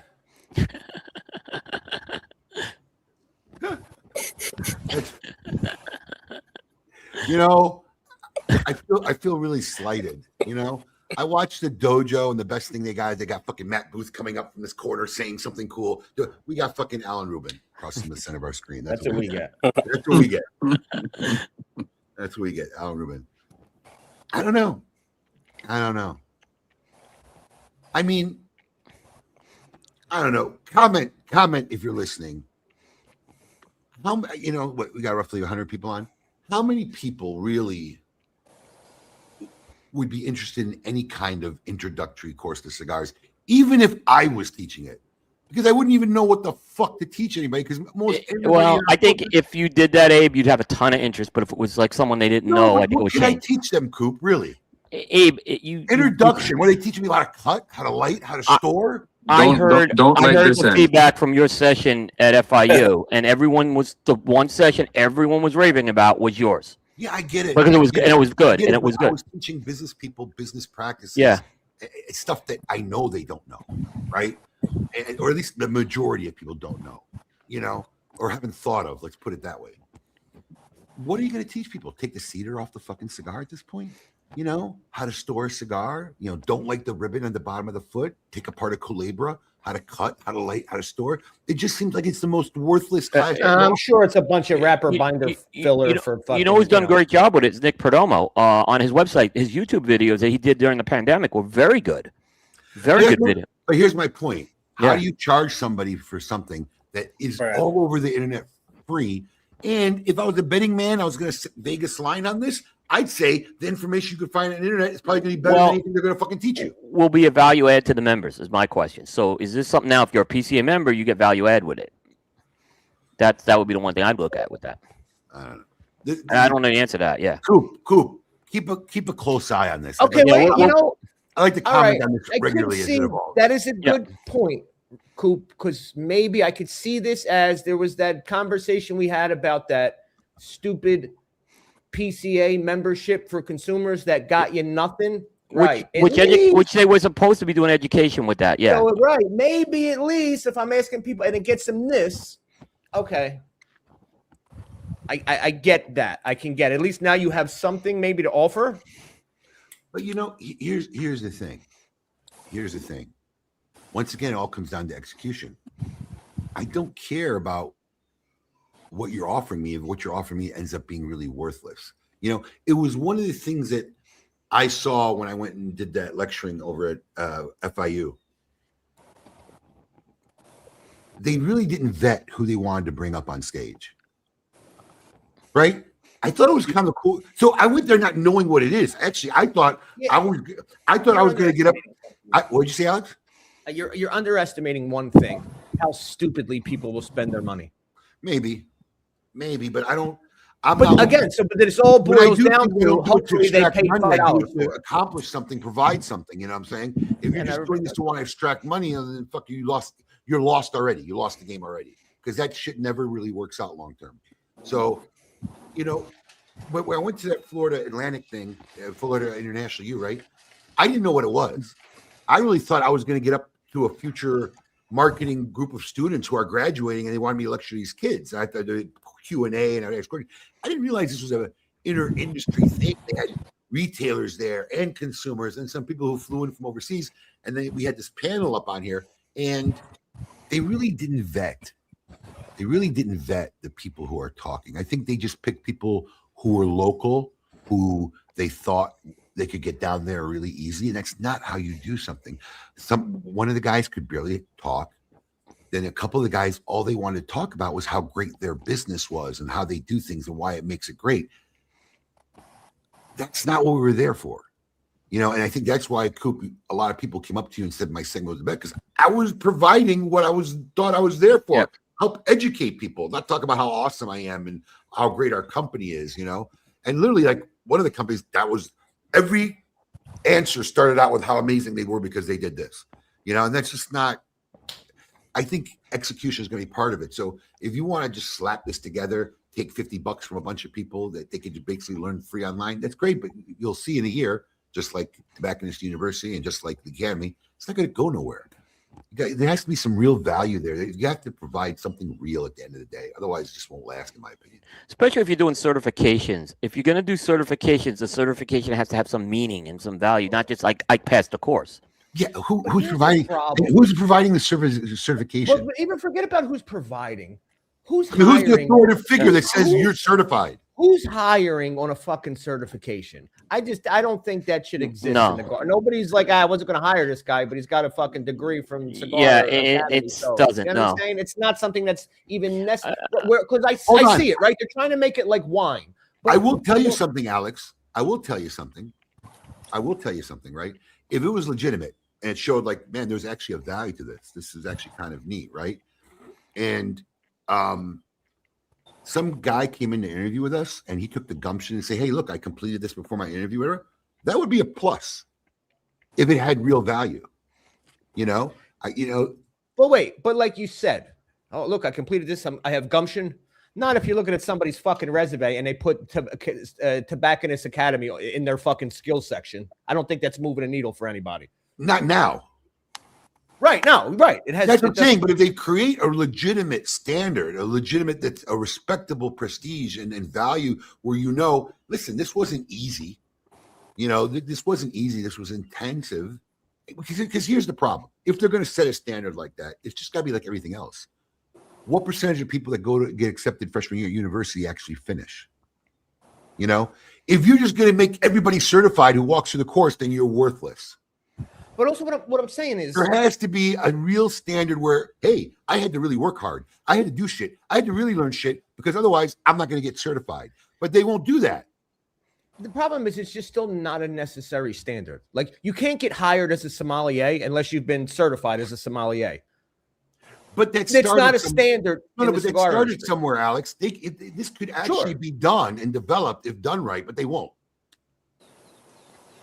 I feel like the fact of the matter is that COVID started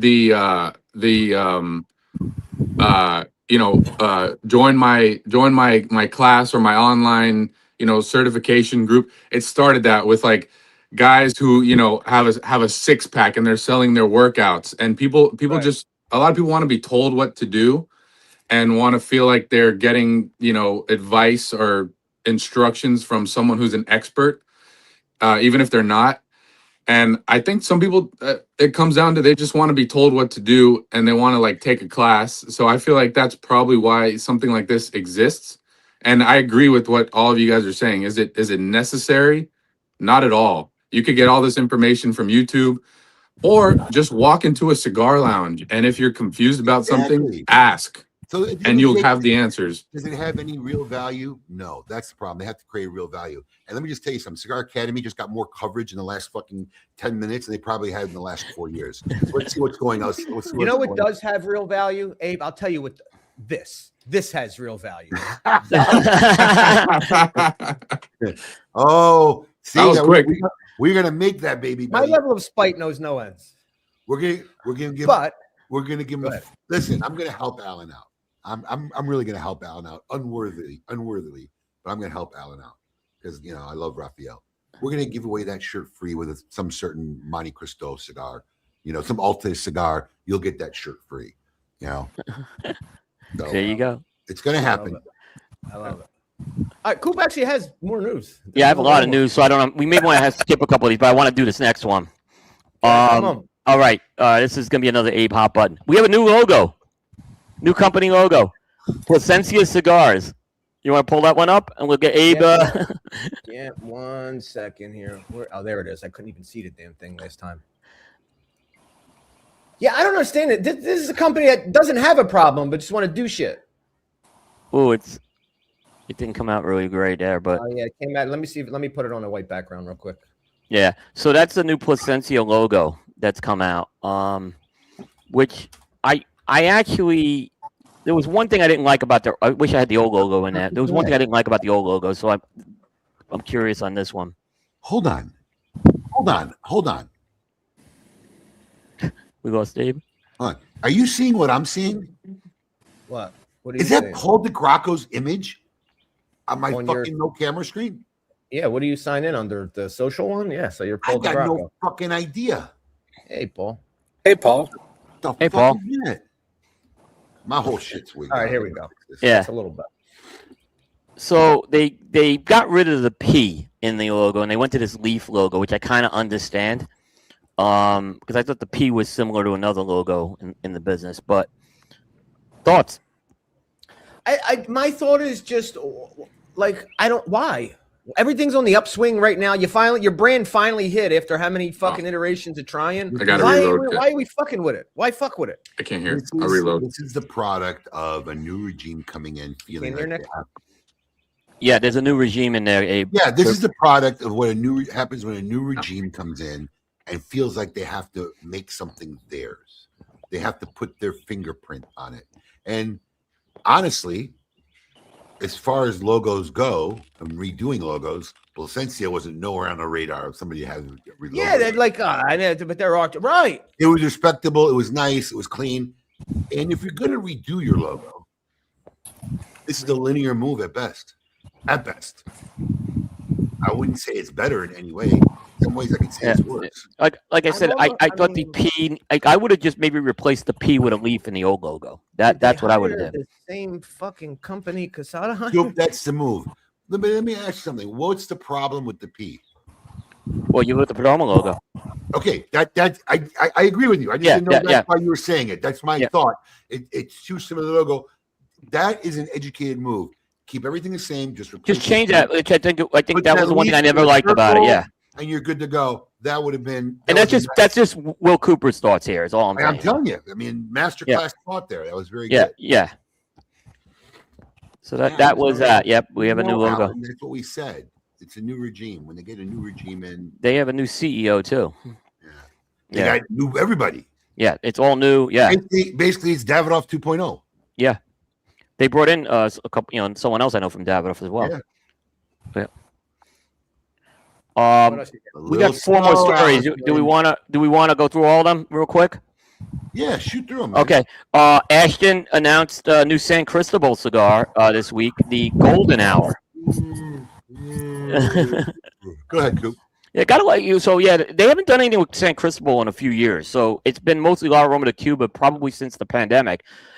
So I want to say this is the first San Cristobal release in the last 5 years. It's coming out of my father, like all the other ones there. There's going to be 4 sizes that are round, 4 sizes box press, 2 sizes round, pricing between $11 and $13. It's going to be a Ecuadorian Habano blend over all Nicaraguan tobaccos from the Garcia farms.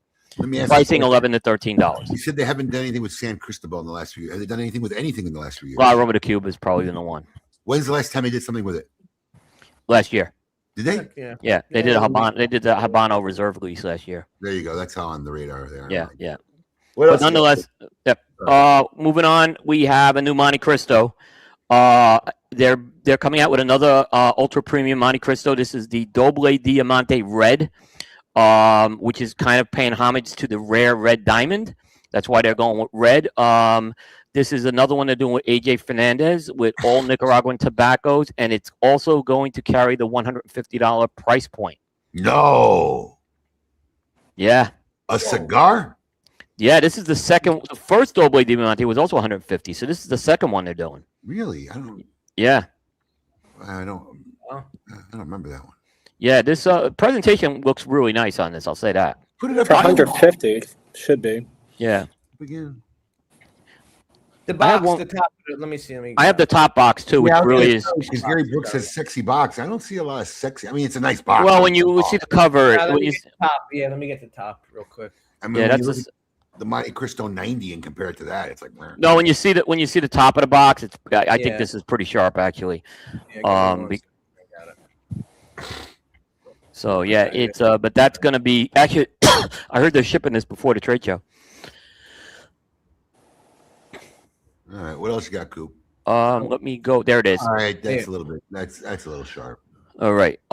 Speaking of tins, Gurkha Ghost, they're coming out with a Gurkha Ghost zombie in mini tins. So this is all right. Okay. All right. Not bad. Good news. Ghost. Gurkha. All right, Coop. Go ahead. You got one more. That's the accessory horse here. Oh, you're muted, Coop. You muted yourself. Oh, sorry, but I was coughing. All right, let's go to ST DuPont. They have a new lighter that they've come out with. It's called the Torch Lighter. It's got this swivel head on it, which I think is pretty cool that they're doing with this. So that's going to be a head that you kind of swivel around and angle it how you want to angle that thing.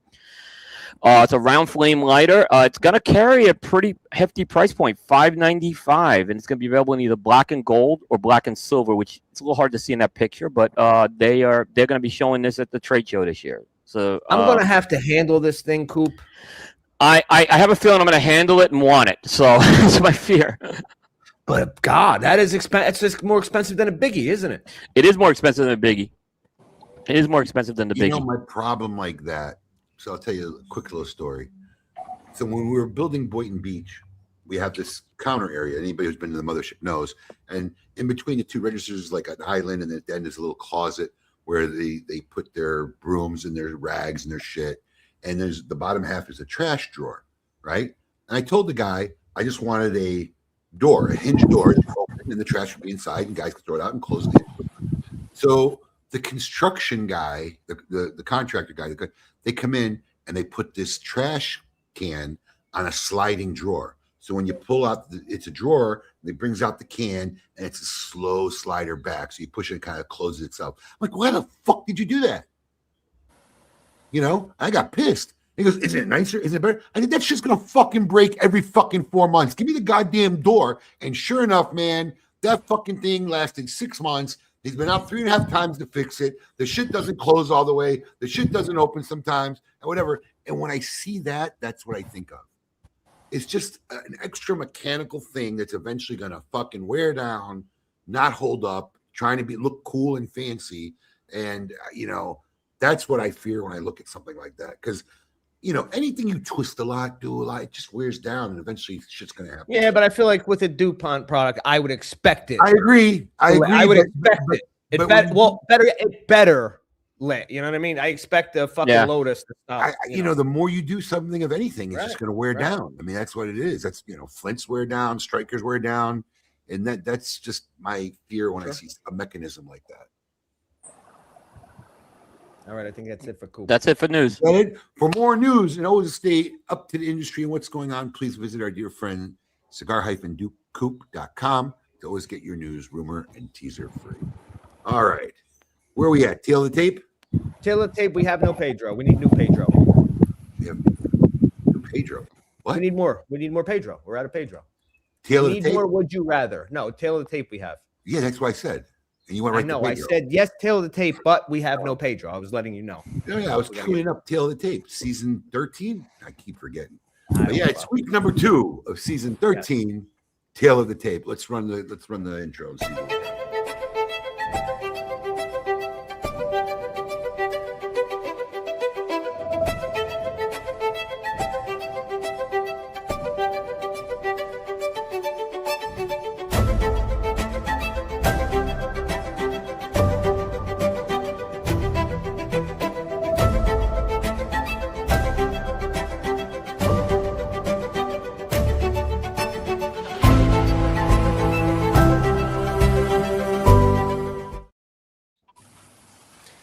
All right, here we go. For those of you that didn't follow last week, the way this works is these are the greatest inventions in our lifetimes, and our lifetimes means within our age range. So everybody's list is slightly different. I'll start it off. My number 9 pick. So, like I said last week, my bottom 5 are a little more less impactful, kind of interesting things, not so much as world changing. But number 9 for me is self-checkout systems. Ooh, self checkout systems not only changed the way we shop, but it was also really, and this is the part that's more almost interesting, almost to the sinister side.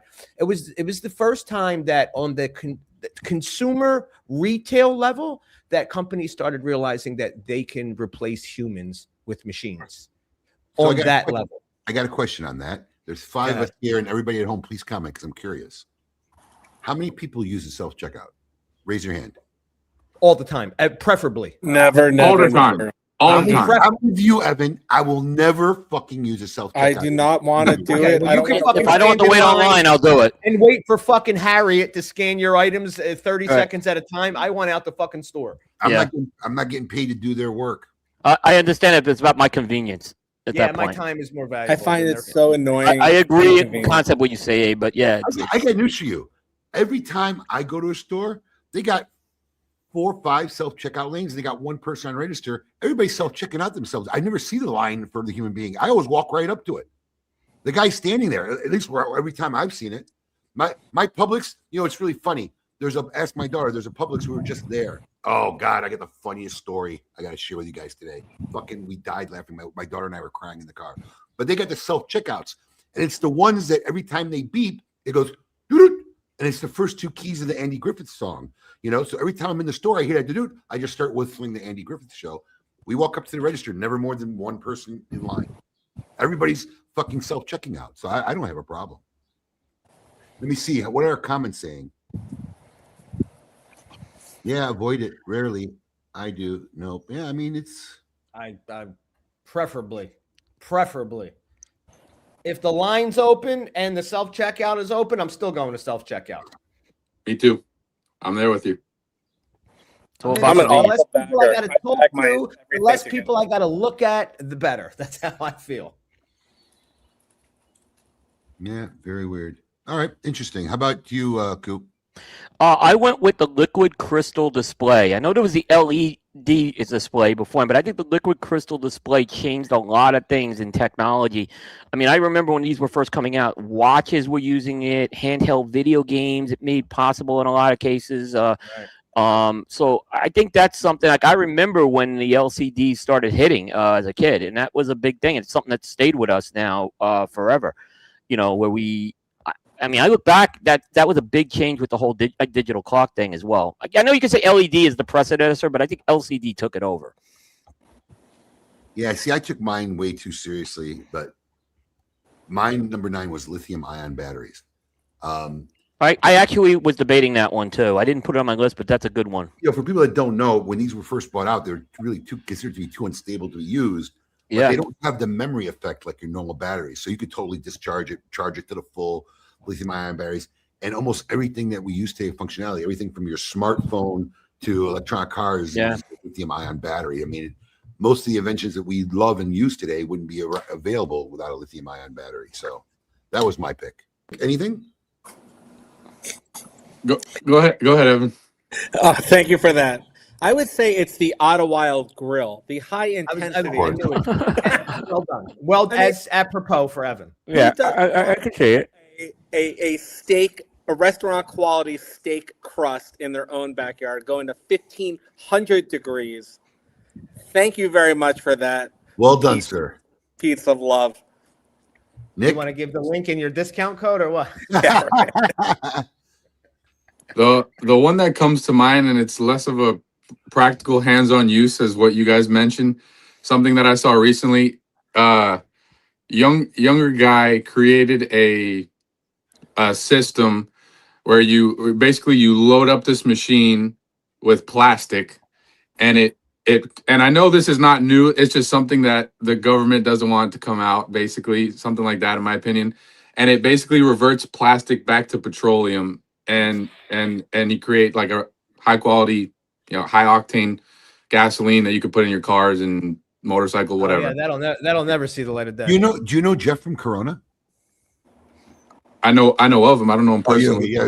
You guys should get together. I think you guys have some real interesting conversations. Yeah? Why is that?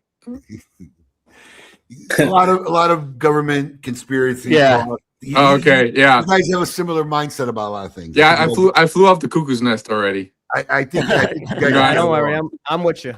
I think you guys get along. All right, so since we don't have a thing, let me share a quick thing. So my oldest daughter Petra really is one of the sweetest human beings, big heart. And since she was a kid, she always likes to run errands with me. So we go to Publix a lot together and we're shopping. And there's this girl who's a bagger at Publix who I don't know what the proper word to use these days without insulting people, but she's special, mentally challenged, I don't know what to say, but and when my daughter goes there, she always has this pleasant conversation with her, and I just love her about that. It's just so sweet of her. Most kids her age wouldn't pay attention, wouldn't care, but she always has a nice conversation with her. My daughter's probably never going to talk to her again after last week. Okay. So we come to the checkout, we go to the lane with the human being. There's a nice lady behind me, and I'm whistling this song from the self-checkout lanes. I'm whistling Andy Griffith show to the lady behind me goes, "Oh my God." I'm like, "Yeah, I whistle it every time I come in here. I can't help it." So we're all laughing, having a good time. The cashier, I paid her in cash, so I gave her some hundreds, and then the cashier's doing her whole thing, and the lady behind me goes, "He just tried him in the parking lot. I just saw him. They're good to go." We're all just having fun at the register, and the cashier says, "Is that your daughter?" I say, "No, that's my wife." And I'm just messing with everybody. So it's all very lighthearted, fun Publix checkout. And then the girl that's the bagger says to my daughter, "Oh, you look like your father." And so my daughter, just normal conversation, "Oh, do you look more like your mother or your father?" And the girl goes, "I don't have a mother." So at this point, I just turn around and start talking to the other lady. I don't want this conversation just went dark and south. And then, my daughter's so caught off guard, the poor girl, she doesn't know what to say. And then she's like, "Oh yeah, I'm sorry," and whatever. And she doesn't want to ask. The girl says, "I don't have a mother." And then the girl says something to my daughter. My poor daughter does not know what to do. She goes, How would you feel if your mother gave up on you?" And Petra goes, "What?"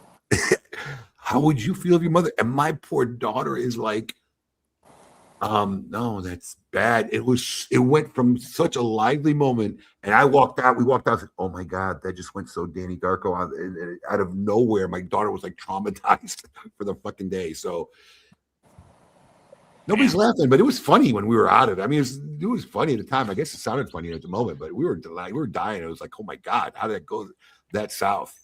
But that's what happens when you talk a lot. That's what happens when you don't use the self-checkout. Right. This is what happens when you don't use the self-checkout. Yeah. There's your Cautionary example. tale. There you go. Cautionary tale. Because my daughter's like my wife. She talks to everybody in the neighborhood. I don't talk to nobody. I come in, I go out. I don't want to have those conversations, small talk or whatever. I don't even like when they wave to me when I'm driving by because I don't even know who you are. Why do I got to wave to you? It's such a weird thing. But yeah, my poor daughter got traumatized. We might be going to the self-checkout from now on, basically. So that being said, Nick, thank you for coming on. Thank you. Yeah, always absolutely. A pleasure. Love the project, and maybe we'll have another one in the future. But this was a great way to start our collaboration relationship. Evan, as always, good to have you on. I've already texted your wife. I told her you're on the way home, so you're good to go. Appreciate that. We hope you enjoyed it. Having a nice Saturday afternoon with us. And until next week, everybody, keep it lit.